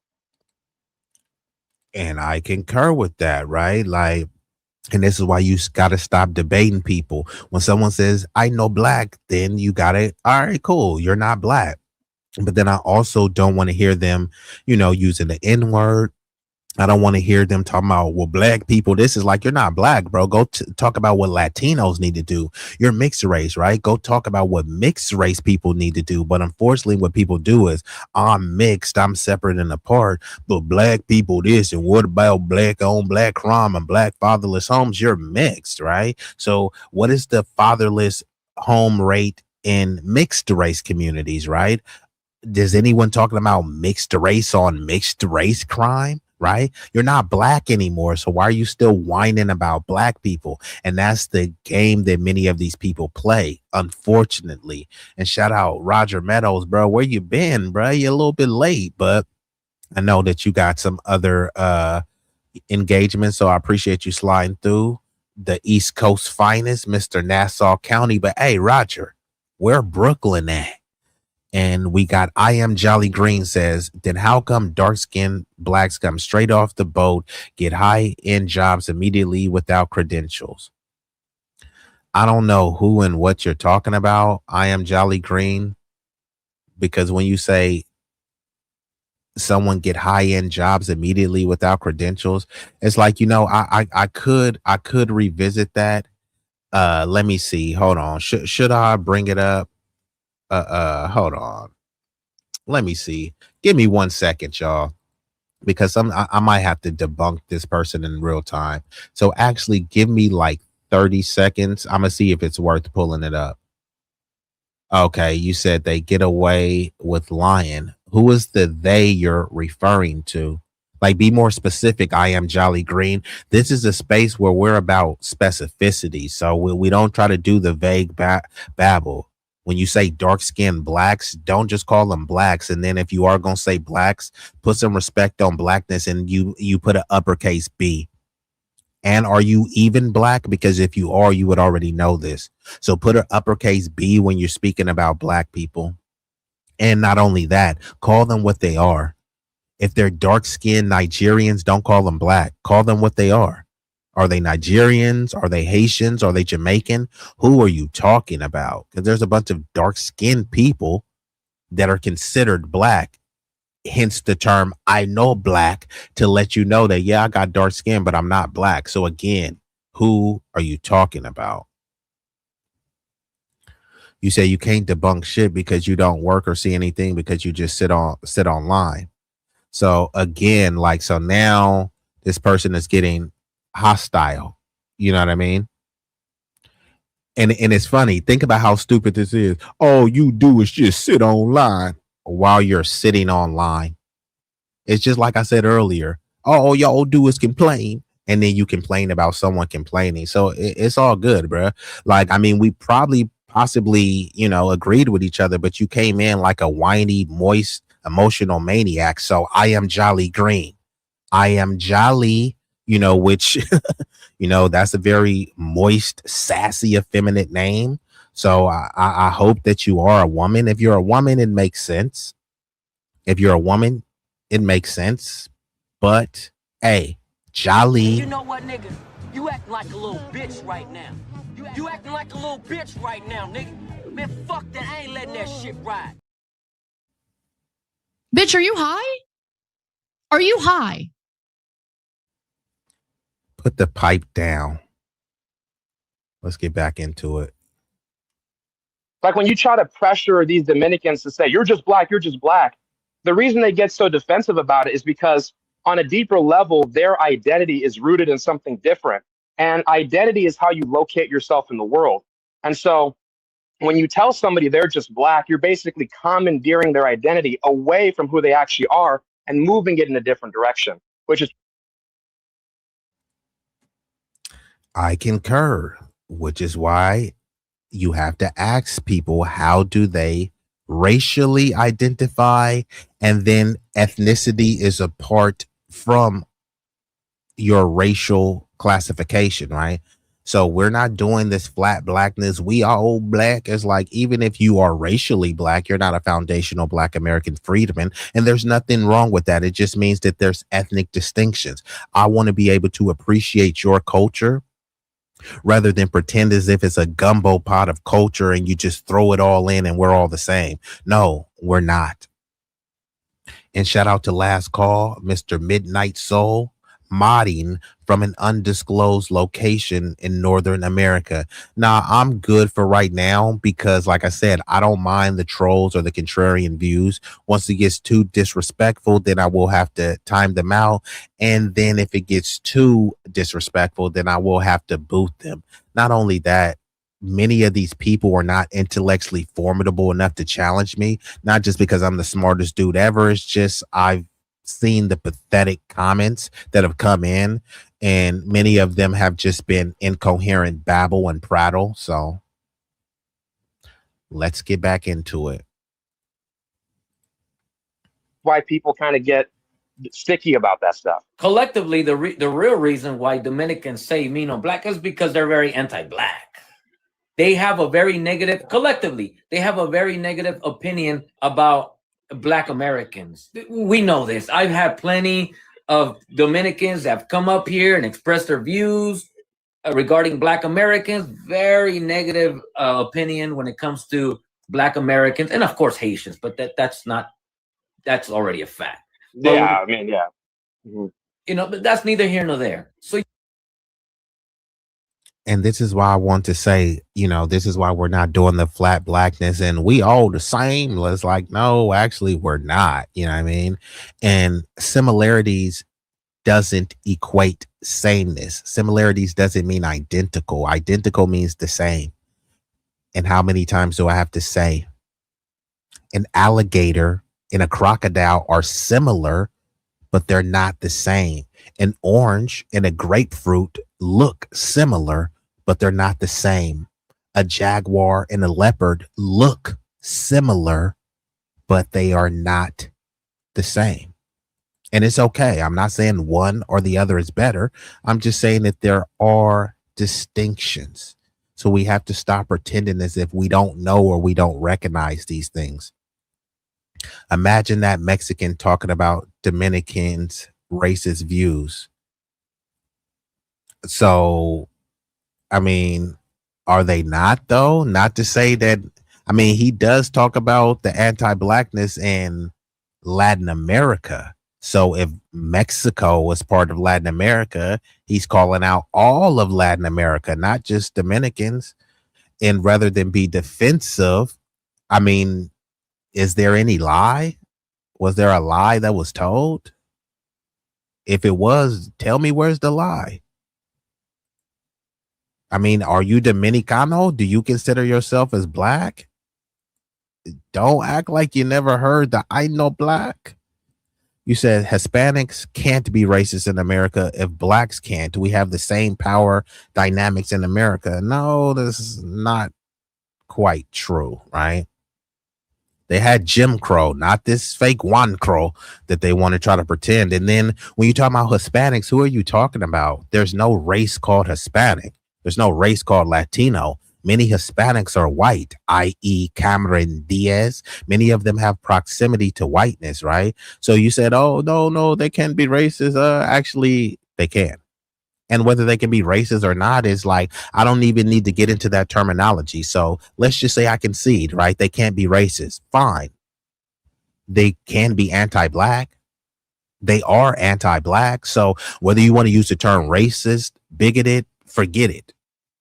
Are they anti-black? And that is an unequivocal yes. Do you consider Africans black? Well, it's a complicated question. I think that they are racial. Here, let me put it this way. Remember, humans share 99.9% of DNA. So race is a social construct. Under this construct, they would be racially classified as white. However, there is a black ethnonym. That's the ethnicity, which is black. More poignant is foundational Black American freedmen. They are not that, right? So ethnically, no, they're not black. Ethnically, they are African, and nationally, they're whatever nation state that they're tied to. So that would be my answer to that.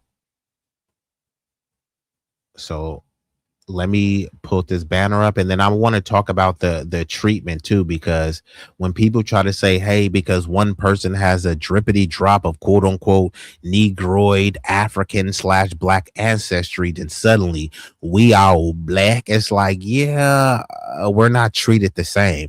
And this is backed by empirical data, right? So we gonna get into this. I told y'all this one would be a banger, but here we go. We got a Latino lunatic and a toxic tether in the chat. You said, so you want to criticize a racially mixed group for saying, I know black, but the true black Africans are not black? Bruh, hold on, man. Bruh, did you not just hear what I said? I like I said, you're not intellectually formidable enough to challenge me. I gave a very thorough and astute breakdown, and you heard what you want to hear because you want to be a moist maniac. Joke.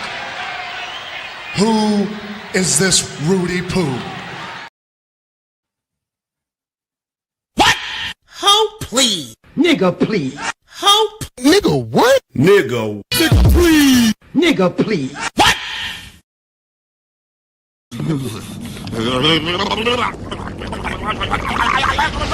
What did you say, nigga? Again, so we got this toxic tether and Latino lunatic. I know black. You know what I mean? It's like, bro, if you're not black, why are you here, bro? Go in your Latino spaces, bro. Go eat your pico de gallo and jerk off in the corner, bro. You know what I mean? Listening to some Ricky Martin, whatever you want to do. Like, why are you here, bro? You're not black, bro. You're a Latino lunatic, bro. And again, I said that Africans would be classified as racially black. Did you not hear me say that? Racially, they are black. Ethnically, no. I mean, how many videos have you heard? I know black. It wasn't just you. It wasn't just the low IQ lunatic Latinos like yourself. It was others. I'm not black. I'm Haitian. I'm not black. I'm Yoruba. I'm not black. I'm Igbo, right? They're saying that I don't want to be identified as a color. Then I say, okay, fine. We won't identify as y'all as a color. See, why are you mad at the Dominicans? It's like, bro, what are you even talking about, bro? You a little moist, goofy little taco tether, bro. Hey, but just do us a favor, bro. Get up out of here, bro. You're not here to build or to learn. So I'm gonna go ahead over there. I had to put the toxic tether on timeout again, like, we don't mind the contrarian views, but it's like, chill with the disrespect. And why are these Dominican cats so why are they so triggered though? Like I said, bruh, if you want to be Latino, go in Latino spaces, but they're always around our spaces. Then they come around our spaces because I was around your space and that's why I want to say nigga. You know what I mean? It's like, okay, bruh. Yeah, there are black Hebrew Israelites that don't call themselves black. They just call themselves Hebrew Israelite. There are black Native Americans / indigenous, and you're none of them. You're not Hebrew and you're not Native. You're a toxic taco tether, a Latino lunatic, a Dominican dolt, and you're rather pathetic too. Let's get back into it. Actually, my bad. Before I get into it, we want to talk about the differences just simply based on skin complexion, right? Now, there was a study by Verna Keith and Cedric Herring, so y'all can look this up. They examined Black Americans using the National Survey of Black Americans, and even after accounting for parental, socioeconomic status, and other characteristics, complexion had a significant effect on educational attainment, occupation, and income. The authors found that complexion could be more consequential as a predictor of occupation and income than parental background and socioeconomic background, right? Now, they talk about the skin tone and the stratification, which is essentially dub supremacy. There was a later study by Goldsmith, Hamilton, and Darity, and it examined the relationship between skin tone and wages. The results were consistent with a preference for whiteness. And if you're not white, then of course they want lighter skin. Now, the hypothesis is that Black workers' skin became darker and the Black-white wage gap, it became larger. Now, it's important to understand that there's also favorable treatment of lighter skinned workers, not just, you feel me? Not just Black workers, light-skinned workers, and this has been studied. You can look at the Goldsmith, Hamilton, and Darity study, From Dark to Light. And this isn't an old phenomenon. Another one, Kreisman and Rangel, used nationally representative NLS Y97 data and found the interracial wage gaps between Black men of different skin tones widened with experience. They also found that the earnings gap between the lightest skinned Black workers and whites remained relatively stable, suggesting that the conventional Black and white racial boundary can become less economically predictive at lighter shades. Now, Joni Hirsch in 2024 research, she examined immigrants in the United States using a 2015 to 2024 current population survey data linked to skin color information.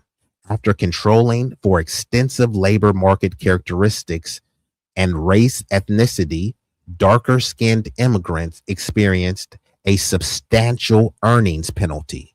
The study reports that the lightest skinned immigrants earned about 17% more than otherwise comparable to the darkest skinned immigrants in the underlying comparison. Now, this is particularly relevant because people try to pretend we're all people of color, we're all racial minorities, and that we have the same treatment within a particular, field or something. But these are not equivalent, right? Two people can both be categorized as minorities and still occupy different positions along a phenotypical hierarchy, right? And again, so we got this dude right here. So I'm going to go ahead and get you up out of here. So I would just put this dork because we got a toxic tether in the chat. So I had to put him on timeout. And then if because like I said, you're not bringing anything of value to the discussion. After that, I'm going to just have to block you because, again, they can't debunk anything I'm saying. So they have to call names and stuff. So it's rather pathetic. Now, when you look at the criminal justice system, Tracy Birch analyzed sentencing data involving black and white men in Georgia. Among first-time offenders, the race only and race plus skin color models found black defendants received sentences approximately 4.25% longer than white defendants, even after accounting for legally relevant factors such as offense type. This is a form of systemic racism, right? If you account for all of the variables, black people, black men specifically, still get more time on average for committing the same crime. But the broader literature goes beyond simply comparing black and white defendants, right? So they say when you compare a black person to a light-skinned person, the disparity is even greater, where they give even more favorable and preferential treatment to the lighter-skinned black person in juxtaposition to a white person with the black person. So these numbers are very astonishing, but they've done studies. You can look these up, right? So again, when we're talking about the color of punishment, darker black skinned, equals more harsher sentences. So when we talk about physical appearance and effect in sentencing, they examined 850 booking photographs of black and white male offenders in 2 Minnesota counties and linked their appearance to sentencing records. Their researchers found that darker skin tones and more Afrocentric facial features were associated with harsher sanctions. So essentially, if you look black, even if you ain't black, if you look black, i.e., this dude right here. Hold on, let me pull this down, right? If you have what will be considered Afrocentric features, this can determine how much time you get, right? Now, the system knows that. So essentially, let me say, this is analytically important because it demonstrates that the mechanism isn't necessarily that, hey, this person is black, therefore it discriminates. It can instead operate by what a person looks like, stereotypes activated, perception of dangerousness, criminality, treatment, right? In other words, phenotype can matter independently of formal racial identity. So regardless if this dude says that, yeah, I identify as mixed, his phenotype may get him in hot water because they phenotypically say that, yeah, maybe you're not black. We will acknowledge your mixed ancestry, but you got too many Afrocentric features, so we're going to give you the N-word treatment, right? And there is evidence specifically involving black women. A study examining more than 12,000 black women imprisoned in North Carolina between 1995 and 2009 investigated whether perceived skin tone was associated with prison sentences and actual time served. This study was explicitly designed to test whether lighter skin was associated with more lenient criminal justice outcomes. The impact of light skin on prison time for black female offenders. So this isn't merely a phenomenon documented among black men, it's among black people. So yes, if you do the same, if it's a white dude and a black dude that does the same crime, a white dude is automatically going to get less crime.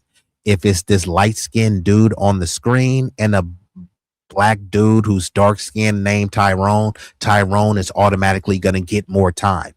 One, based off his name and his Afrocentric features, and based on his skin pigment. So I'm going to play a little bit more of this video. I'm going to play one more video, and then we will be up out of here. But I told y'all I will come back and hit y'all with a double header. I got a pretty dope stream planned later, and, hopefully this video is well received, but I do appreciate y'all rocking out. Let's get into it. Do you feel like we as individuals can choose our race? We as individuals can choose our race.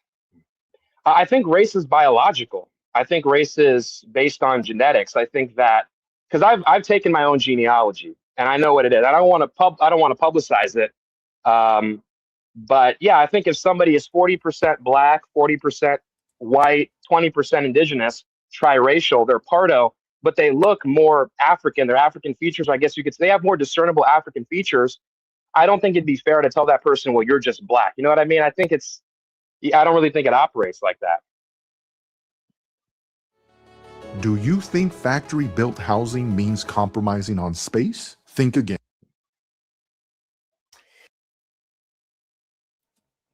So this is where they kind of lose me when they say, hey, you know, see, some make the argument that, yes, race is a social construct because humans share 99.6% of DNA or 99.9%, depending on who you ask, right? But he's saying, nah, race is a biological reality. And he's saying that because he wants to say that mixed race is a real thing. But again, look at the vagueness in saying that, hey, I'm biracial. There's a bunch of biracial people that don't look like him. A Japanese person and a white person is biracial. Are they the same race as him simply because it's two quote unquote different races? This stuff just doesn't make any sense, bro. I believe that a large percentage of our country, if they see you and if they identify a mixed person, they will guarantee that there's African DNA in there. For sure. But they cannot guarantee whatever else. They cannot see and identify whatever else you may. No one could say that person that is I mixed. disagree with. That I would disagree with. 100% I would.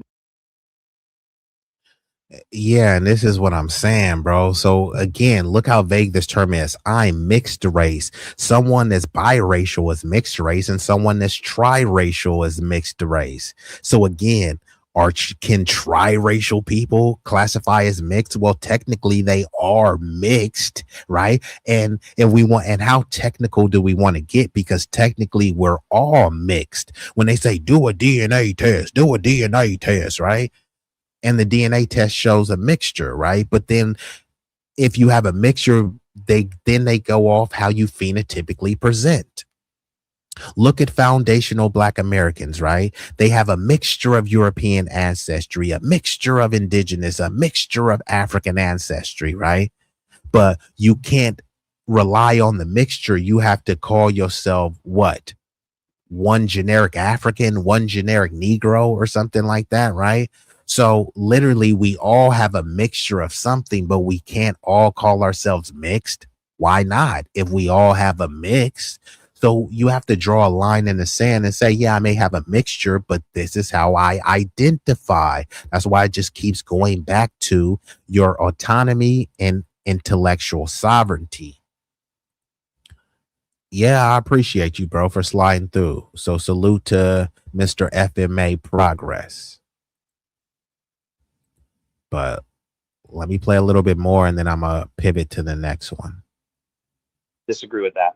Yeah, 100% I disagree with that. Okay, if you don't mind me asking, which one of your parents is Black? I don't want to say that publicly. I don't know if I want to say that publicly. Okay. Is one of your parents Black and the other white? Yeah. Okay, that's good enough for me. You mean to tell me that whichever parent is the white one, you mean to tell me that we can identify that as specific lineage when we see you? They might not be able to know exactly what it is, but to a more keen eye, they'd be able to. But can they guarantee the Black? Yeah, for sure. Can they guarantee anything outside of that? I mean, they would probably, based on where we are geographically, they'd probably assume white on some level. They will assume anything, but they cannot guarantee it. But they can guarantee Black, yes or no. But they know. Because I'll tell you this, right? I'll tell you this. Okay, so that was just like the part one. And then he came and talked to this dude again, but he had some other people call in. So he had a mixture of melanated people calling in. You know, some of them were FBA, some of them were not, you know, and they were kind of questioning and scrutinizing his perspective on Blackness. So you can watch this video again on Ricardo Ignacio's podcast. My mother is Black and father is white. Now, depending on who you ask, some people will say you are what your father is, right? So if your father is black, you black. If your father is white, you're white, which is why some try to make the argument that, hey, look at Bob Marley. Technically, he's really white because his daddy is white. You know what I mean? I'm not making that argument. I'm just saying that these are the arguments that are out there. Also, you know, some people try to put it in biblical principles, talking about the seed of the father, etc. And then if you look in some other communities, it's about the mother, right? If your mother is Jewish, you're Jewish, etc., etc., right? So we're gonna break down the biracial, babbling, bigoted, bloviating bozo. And some of this stuff is insufferable. You know, I wish Ricardo would have did a better job of moderating, because, you know, this dude is going to babble incoherently and uncontrollably and kind of start over talking people. So some of these talking points may be hard to dissect just because he had low impulse control. Makeup. So if they look mulatto, then they could be mulatto. Like, oh, well, you know what you look like. Yeah. Yeah. Oh, yeah, we'll make exceptions.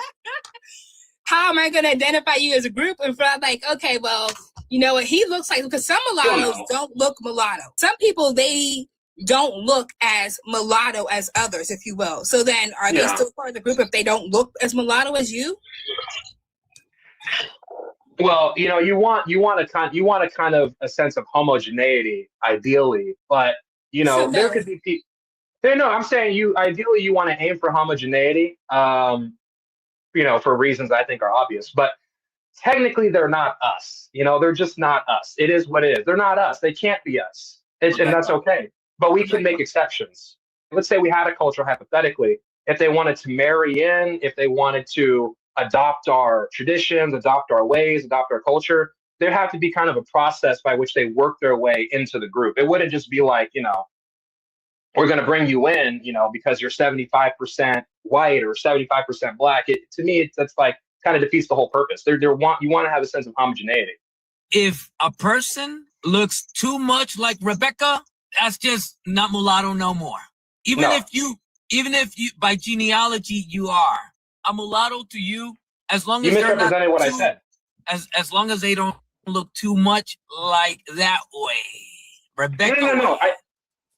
So essentially he's over here saying, oh yeah, he's over here like trying to ride for the mulattoes, right? All a mulatto is supposed to be a black and a white person, specifically a foundational black American, or if you want to say a enslaved African or a freedman and a European person. That's what a mulatto actually is, right? He's saying, yeah, in order for you to be part of the quote unquote mulatto club, you need to be presenting a certain way. So if this chick is dark, right, she has a European parent and an African parent or a Negro parent, but she came out on the darker side, he doesn't want to classify her as mulatto because they're not as light.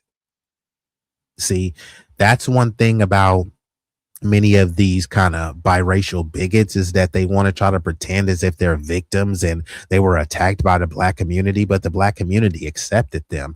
If someone clowned them for being too light, or, you know, it's like kids clown on each other. We'll clown you for anything. We clowned each other. So it's a hazing process. So if we'll clown our own family members, our brothers, sisters and stuff, why wouldn't we clown an outsider, someone who's trying to get close proximity but are not really like us or don't really want to be a part of us? Then what? We should embrace you with open arms? No, we should have clowned you even harder, to be honest. No, I said no. That's Ricardo, literally what you explained. No. I said, let me bring somebody else. I said no. It's genetically impossible, but we make an exception based on the genealogy. Go ahead, Ebony. They would fit the criteria. Okay. You spoke for a whole entire hour, so I'm just going to say this. I know you don't know the difference between FBA, and I know you don't know the difference between the African-American, because there are people from the continent who come over here who may identify as an African-American, or they may identify with the country that they came from from the African continent within America, and that's fine, that's okay. But you said some disrespectful things about FBAs in general, and that's what I don't like. You also said some disrespectful things about the people on the continent, talking about their hair texture. That was the first thing that you said that was anti-Black. There are Black people from the continent. There are Black people who live in America who have different types of hair textures. It ranges from all different ranges of hair textures. So what you said was wrong, and it was foul information. You are on some mulatto type of supremacy, and you need to go get that checked. You're the one who has the mental We're not illness about superior that to shit. anyone. No, We're it not is. superior to anybody. Yes, We're because all you just equal. shitted I on love us. everybody. You shitted on us the whole entire time that you were sitting up there, and you said the most disrespectful things about FBAs, and you said disrespectful things about people from the continent. Bro, why did he cut her off? You want to talk about chimping out? This dude is, let's call it lottoing out. he hit the lotto. Let's call it that. Instead of chimping out, this dude hit the lotto, bruh. We're not superior than anyone. We're not superior. It's like, bruh, you cut her off to say that. This sister was speaking in a very clear, coherent manner, right? He had no reason to cut her off. And then he didn't even cut her off with no scholarship. He cut her off with some troll stuff to whine. This is not a strong showing for the lottos. Bruh hitting the lotto, but he dropped the ball and he dropped the bag. This is rather pathetic. You just sit up here and you just talked to this young lady, and you said if anybody who looked like her, you just said that they could not even be admitted into the ethnic group. That is disrespectful because you are going based on your phenotype. Yes, you are. You looked at that woman's phenotype. You looked at that woman's phenotype, and you sit up there and you discriminated against her because of the way she looked, and she tried to explain to you where she was from. She tried to explain to you her ethnic background. Like I said, we sat here and we let you talk for a whole entire hour, and now you won't let anybody else talk. You won't let anybody else talk. You want everybody else to keep hearing your mulatto. You're a liar. Now he's acting like a little sassy stooge. You're a liar. You're a deceiver. It's like, come on, bruh. This dude is a moist maniac. Like, bruh, let the lady talk. And like I said, this is where Ricardo, I know he's trying to make it more organic and not seem like he's favoring a side, but this is your platform and for the viewers, right? Like, I think this dude should have ample time to speak because we need to have this kind of biracial, bloviating, bigoted babble on display, because this doesn't represent every person that claims to be mixed or biracial, but there is a growing and a problematic contingent that people don't want to address. Oh man, whatever, it's just him. No, it's more than just him. You know what I mean? But yeah, Ricardo, mi amigo, man, you got to moderate these discussions better because this sis was cooking, and then, you know, this little pudgy Pillsbury doughboy keeps over talking her, bro. I can barely hear what she's saying. No, you're a deceiver. You're a liar. You sit up here and you told lies. You are a liar. I'm only you told lies about people from the African continent, and you told lies about people in this country, Black people in this country. Listen to how stupid this dude sounds. He says, get this chick out of here. I only want a civil discussion. But he overtalked her and cut her off and start doing some uncivilized stuff. It's like, bro, what are we doing here, bro? The dude is hit the lotto. You lie. Well, you're the crazy person. You don't want to sit up here and bring back a colonization term called mulatto. You're the one wanting to bring back that term mulatto, which is a half mule. You're the one that that's crazy. That is crazy. That is insane. Now, going back to what I was saying earlier, FBAs and African Americans, we are two totally different cultural groups. Is this productive? Is this helping anybody, Ricardo? Is this productive? This isn't productive. This is again, no reason to cut her off. Is this productive? It's like he's not helping anyone. Like, he hasn't said anything productive. He said a bunch of talking points that we've heard before, but he's pretending as if he's cooking, right? But he's not. This is just a moist maniac, bruh. Butterball goofy. That's not a therapy session. I'm not interested in a therapy session. He won't. I want a productive conversation, not a therapy session. If you want to talk, we can talk, but I'm not going to let her gish gallop and accuse me of hating blacks. It's crazy. She's saying you're a mulatto supremacist. I'm not supreme anything.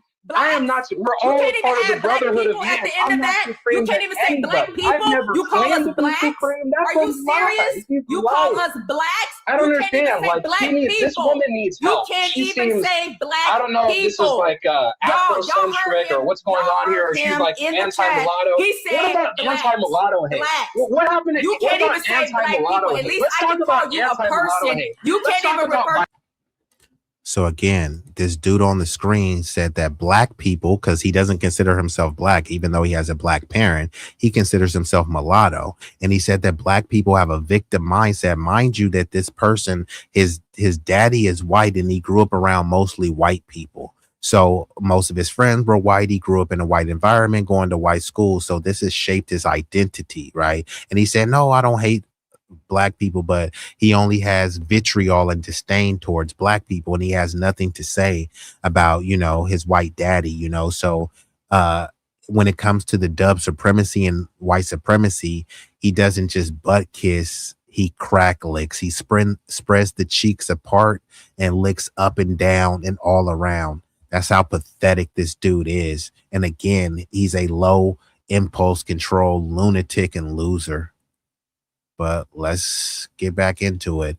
I appreciate y'all. I'm gonna get ready to shut this thing down pretty soon.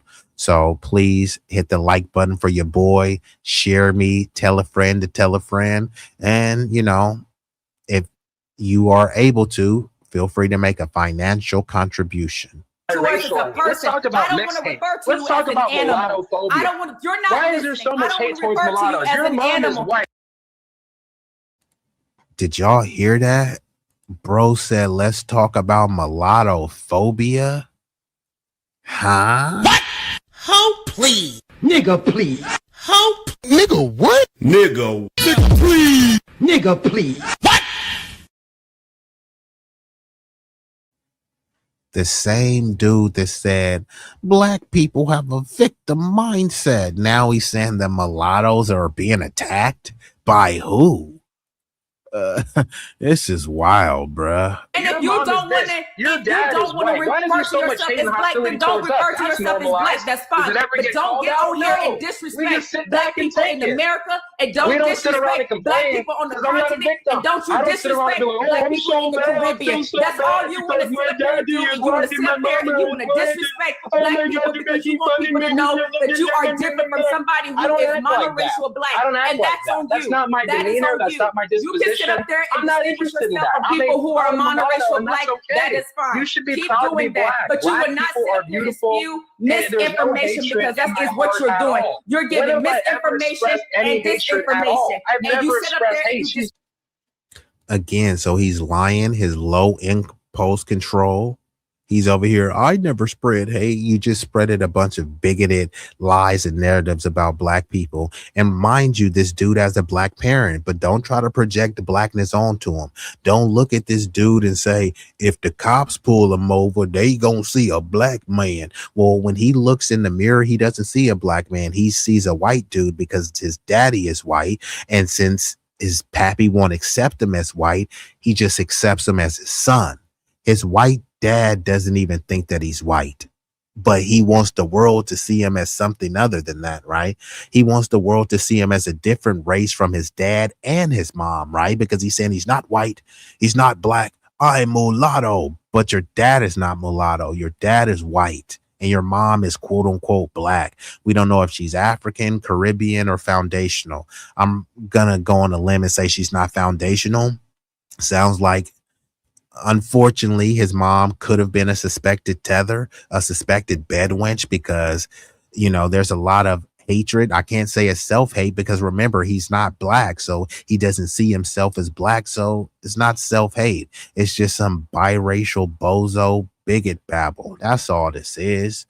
But at least we've been joined. I asked where Brooklyn at, and Brooklyn sounds like Brooklyn was hiding.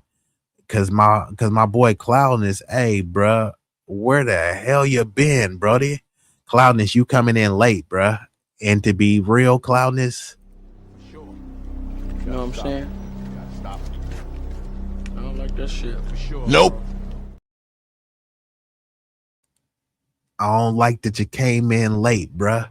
But salute to Cloudness 457, the Brownsville Bully in building. No, I appreciate you, bro. I'm about to get ready to shut it down pretty soon, but I'm gonna come back later and hit y'all with a double header. You said last time I got a real headache from the tether babbling too much. Yeah, no. Nah, I hear you, bro. That was a tether tirade. So bruh, my apologies, bruh. My apologies. But let's play a little bit more of this and then we gonna get up out of here. Discriminated against that young lady that was up there a while ago, as she was explaining to herself, she was explaining to you and who she was, and you sat up there and you still I'm done with this, discriminated against her. I'm done with this, Ricardo. If she wants to give her little stump speech, that's fine. I'm not interested. Bye. I don't do stump speech. Before you go. You can't come up here and say I hate black people, call me a mulatto supremacist. No, you said you were gone. No, I never said. But you want to keep talking. I never said. I never said I was a mulatto supremacist. That's a lie. I'm not superior to anybody. I love everybody. That's what you are. You are a sassy man. You are a sassy man. You said you wanted to hang up the phone. Very good. Hang up the phone. Very good. Very good. You said you wanted to hang up the phone. Very good. Very good. Hang up the phone. Problem. Very good. Very good. The problem is that all she's doing is responding and reacting to all the things that you said regarding Black Americans and people of Africa.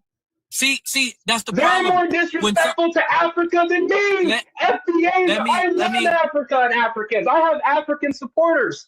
These FBAs hate Africans more than everybody else. These FBAs are the most anti-African people on the planet. Oh, they call us all kinds of avocados.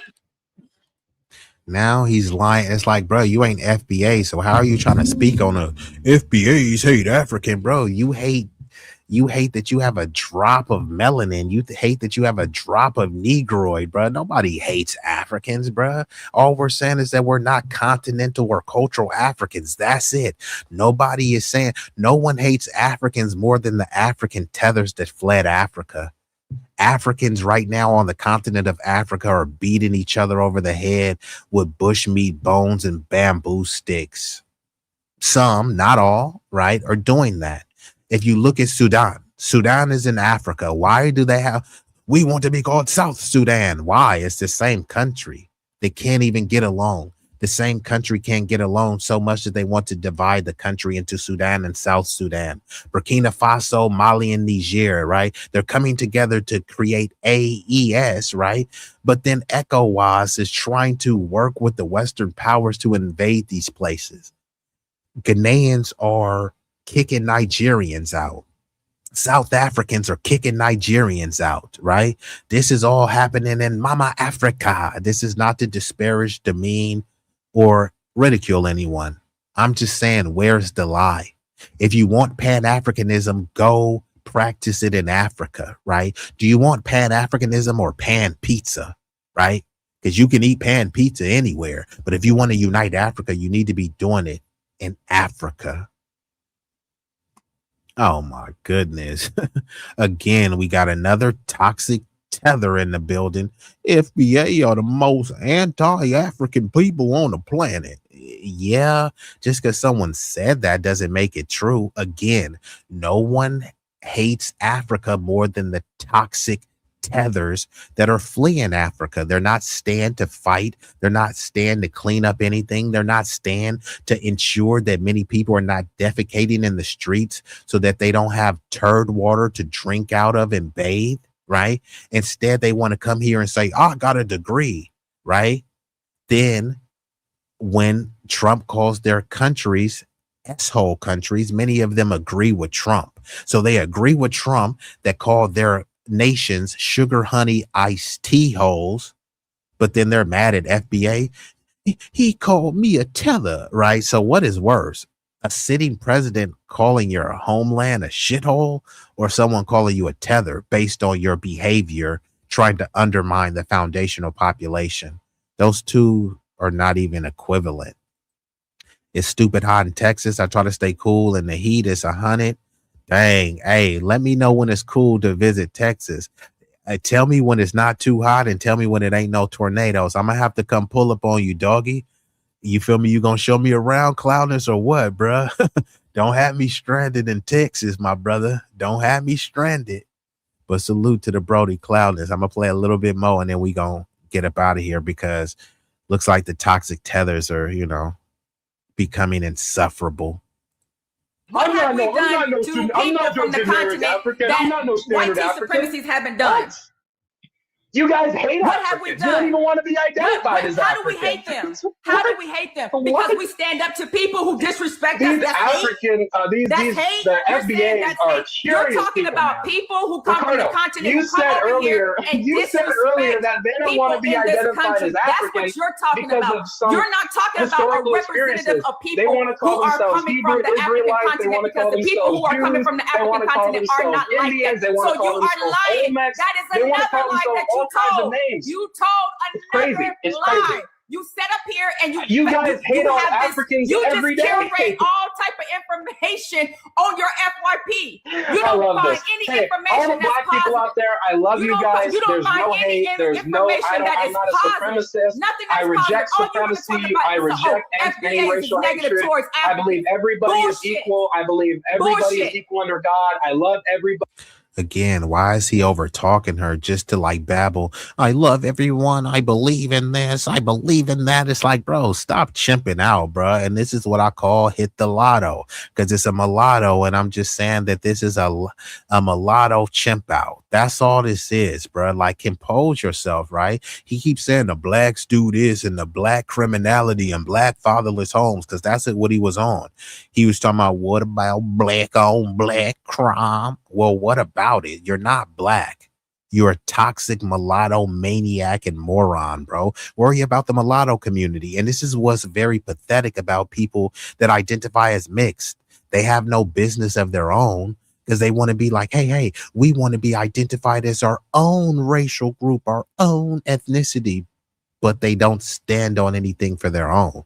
It just comes back to black or white. Black people said this. White people said that.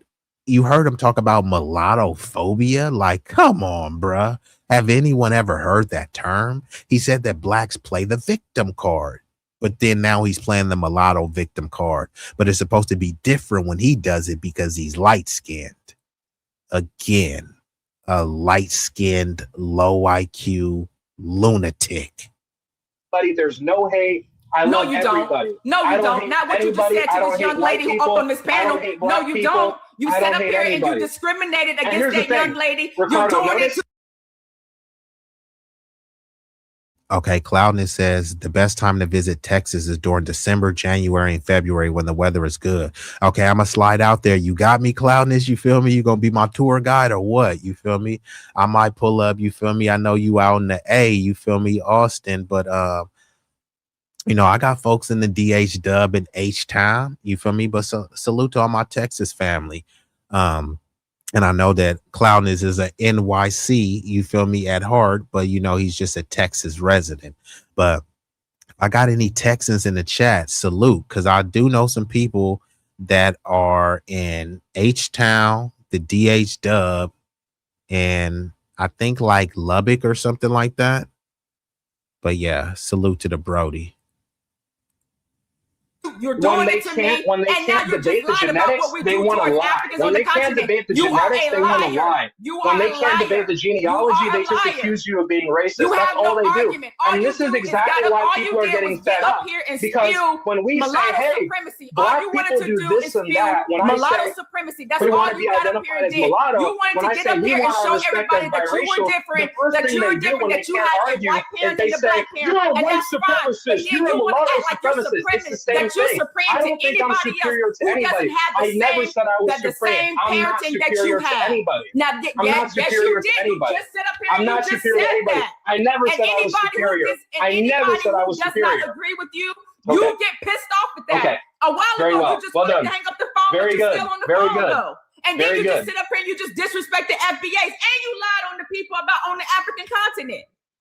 You are a liar, sir.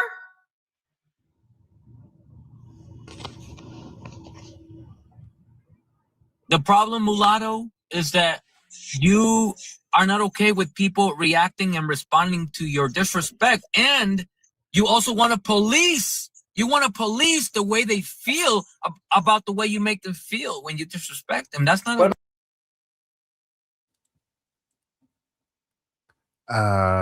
Says, could I suggest the dude's socials? I don't know the dude's socials. The dude that the video I'm reacting to, his name is Ricardo Ignacio, and I think he hosts like a TikTok live or something, and then people call in. So I don't know what this dude is. I seen Progress in the chat was talking about mixed mulatto activists. So I don't know if he was referring to that. That's what this dude channel is. So you can look that up. Look up mixed mulatto activists. But then also I found this content on Ricardo Ignacio's channel. So it's called the Ricardo Ignacio podcast. And salute for those coins. I do appreciate that, Cloudness. You said I'm actually supposed to be going to California this winter. Yeah, tap in. I mean, I don't know if you're going to be in the Bay. I'm in the Bay Area. So like San Francisco, Oakland area. But let me know what part of CA you're going to be in. Just tap in.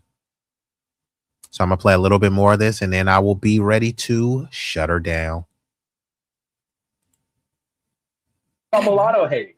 What about biracial hate? There's a lot of biracial and mulatto hate.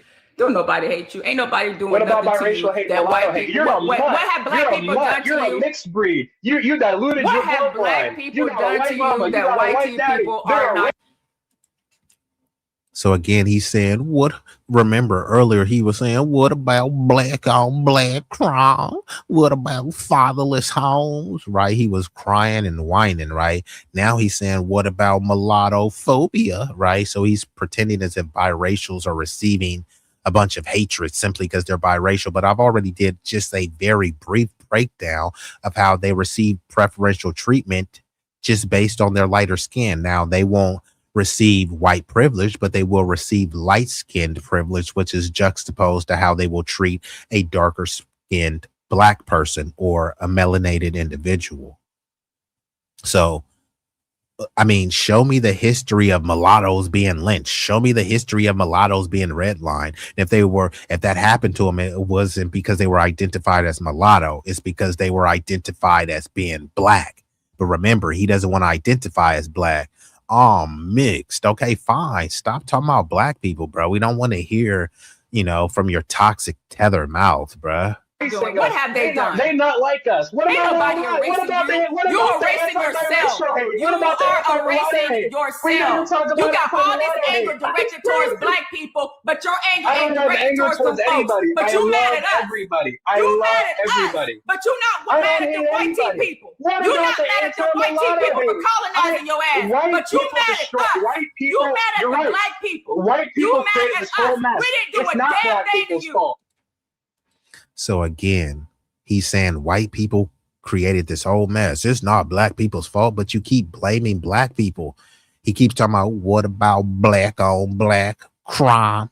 Remember, he's half white, but he never will talk about what about white on white crime? What about, white on white incest? What about white on white PDF files, right? He won't talk about the white on white pedo crimes, right?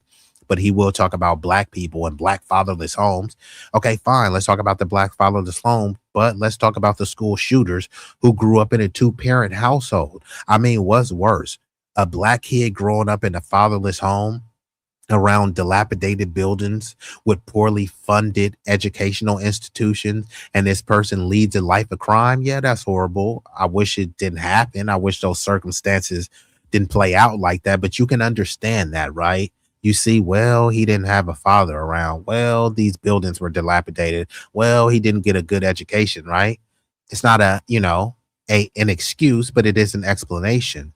What's the explanation for these people who grew up with a silver spoon? Some of these people grew up with a platinum spoon in their mouth, both parents there and a grandpappy. Many people, because we have a lower life expectancy, a lot of people didn't even know their grandma, and at least if they did, it wasn't for a long time. So these people grew up around their parents, and then they grew up to be a school shooter or some deranged killer. Who raised Jeffrey Dahmer? Who raised Charles Manson? Who raised the Zodiac killer? Were they raised in a fatherless home? Fair questions to ask. We didn't It's do not a black damn thing people's to you, fault. but It's you not ain't got y'all's no fault. smoke for Yes, the white ma'am. tea people No, you're who right. put that You're shit in your right. damn They head. did. You're You ain't right. got They no did. smoke for them The damn people. Anglos did. The You ain't Anglos got no did. The smoke for Anglos them, did but you want after to that. come I after do. us.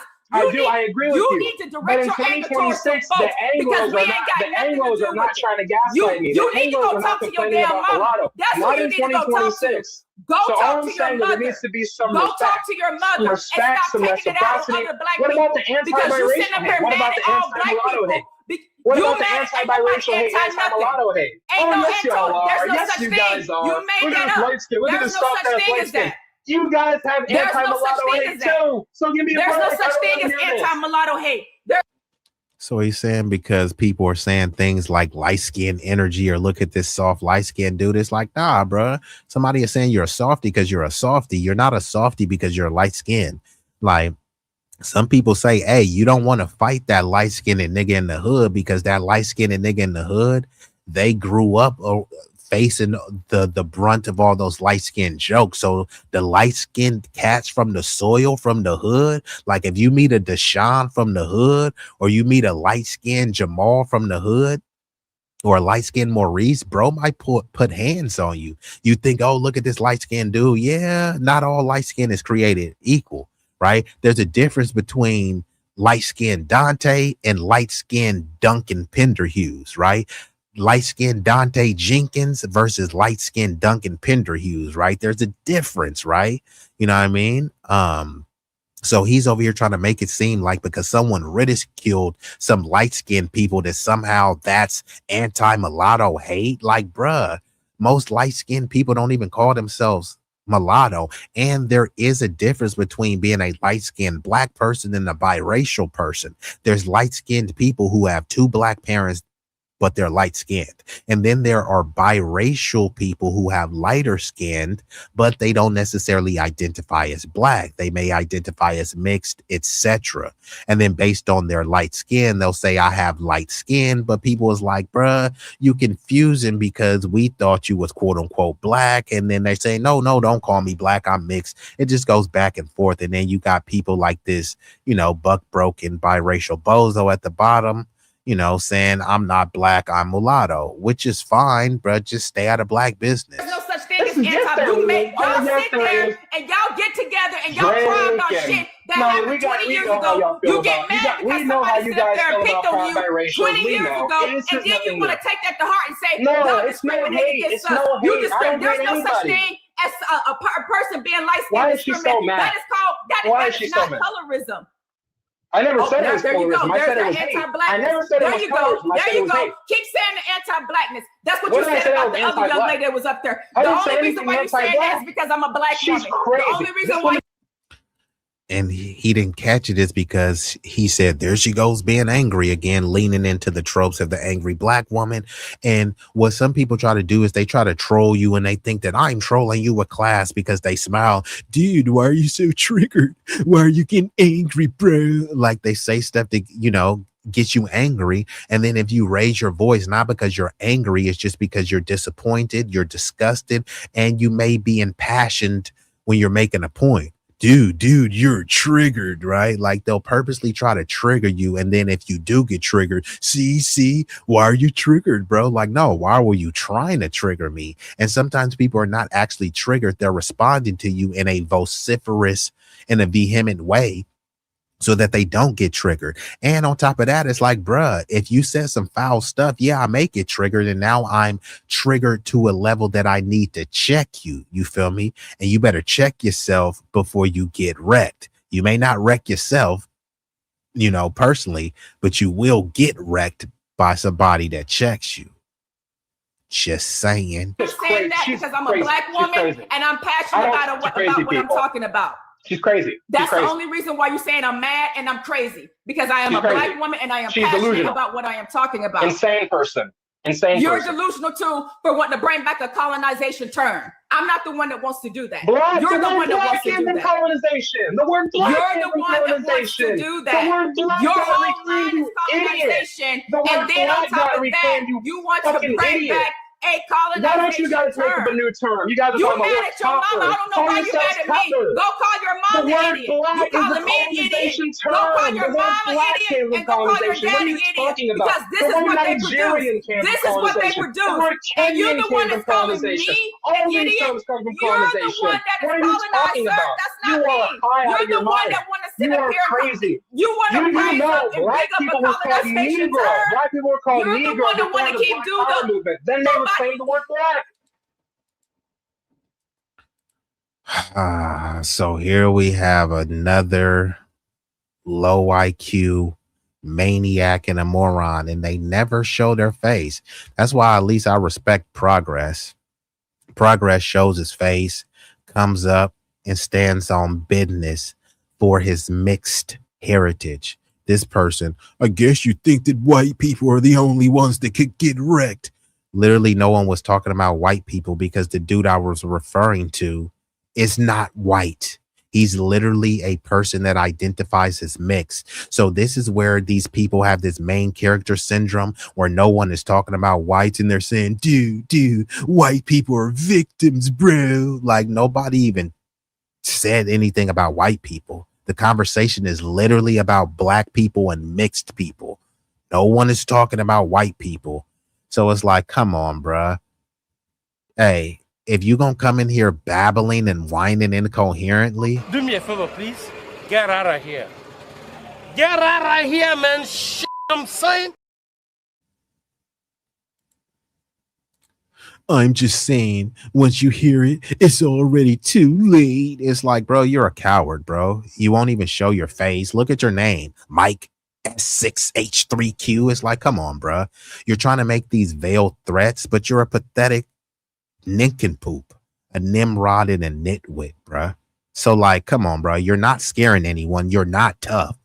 And it's always someone, they always talk tough, right? They're tough enough to threaten you, just not tough enough to put a profile pic, just not tough enough to hit the link and cam up and show their face, right? So again, like, who are you threatening?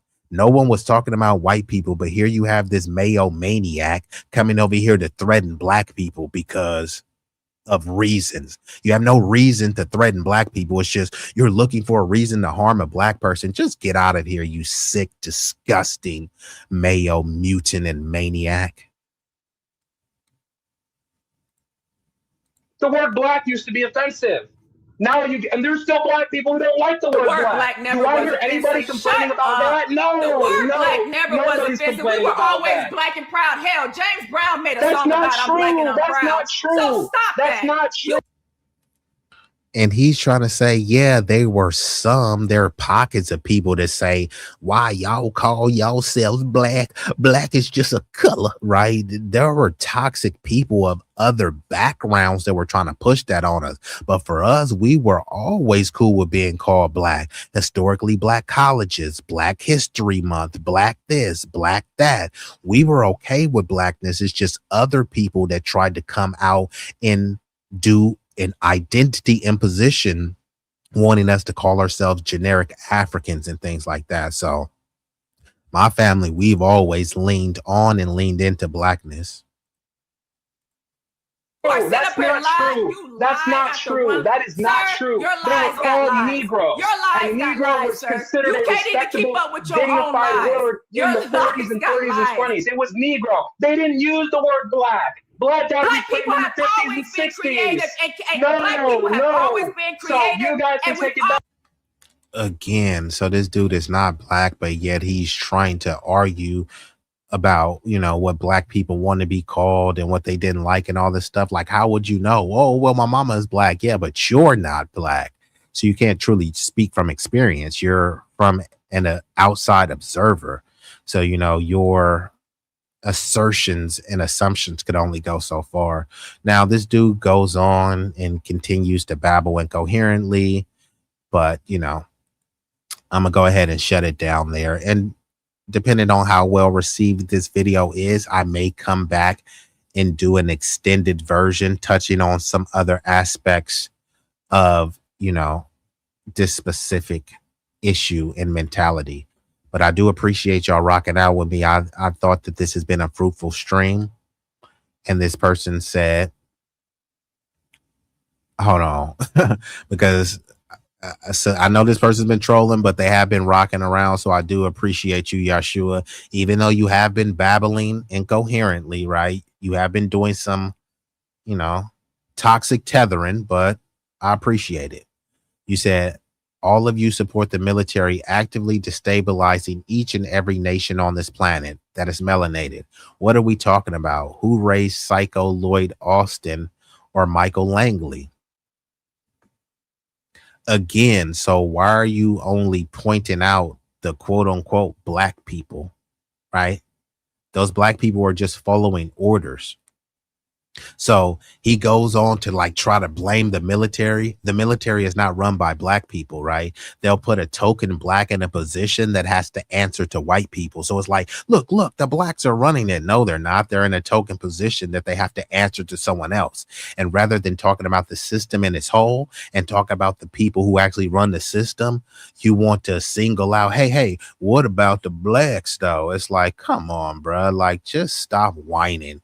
This is again some anonymous African tether that refuses to show their face, refuses to hit links, but just whines in the chat. You know what I mean? So are you in America or are you in one of these destabilized nations? Because when people talk about America destabilizing these nations, I don't agree with U.S. imperialism, these coup d'etats and installing puppet leaders. I don't agree with all that, right? But in order for that to stop, they'll say America is bad, and then they'll come to America and then just whine about how bad America is while enjoying the fruits of enslaved labor, the fruits of undocumented labor, the fruits of the lineage that fought, bled, and died here and fought in every war. You want to enjoy the fruits of that while at the same time admonishing and saying, America is bad. It's like, yeah, so why are you here? They destabilized my country. It's like, okay, how is your country going to get stabilized? Right? You run to the country that supposedly destabilize your country. You think that that's going to build your country up. And then you think that you're going to shame people to death by wagging your fingers. Americans are bad. Okay, well, why are you here with the bad Americans? Go to your homeland and help fix it up. If you're this smart, right, and you have all this advice and you have all this wisdom, use that wisdom in your motherland. Go help build up Africa or wherever the heck you from. And you said scary, shook to death. Yeah, I mean, they don't. And that's why I'm about to shut it down. You said I have Savvy Sav podcast on plus you at the same time. Hey, well, I'm about to shut it down so you can rock out with Savvy Savs and salute to the sister, Sabrina Salvati. And I'm going to go ahead and play a series of short visuals and then we will be out of here. I appreciate y'all for your viewership. Make sure that if you haven't hit the like button, that you do so now. You can leave a financial contribution on the YouTube or at the bottom, you see my Cash App, $Easy Stack. So here are those visuals without further ado. Ooh, B-Eazy. We all here to see B-Eazy. We want to listen to B-Eazy. Ay. We all like B-Eazy. Nah, matter of fact, we love B-Eazy. Believe me, he really that dude. Subscribe to the channel, it's easy to do. If you care, then go ahead and share this fire content, extraordinarily rare. That's why I put that on mamas, he is that dude. I put that on fathers, he is that dude. So be easy, that dude. Boy, stop playing. You know you that dude and been that dude. Back in the day, he was that dude. Fast forward to today, he's still that dude. Yup, that dude. You can see as clear as day that he here to stay. Either get with the program or move out the way. Ooh. B-Eazy Dat Dude, he back with another one. B-Eazy, he is that dude. Ooh, he is that dude, B-Eazy, he is the one that you can call so he can get the job done. He about to reign supreme if you thought his run would soon end. He just getting started though. So go ahead and tune in. B-Eazy, B-Eazy, he is that dude. Ooh, ooh, ooh, ooh, he is that dude.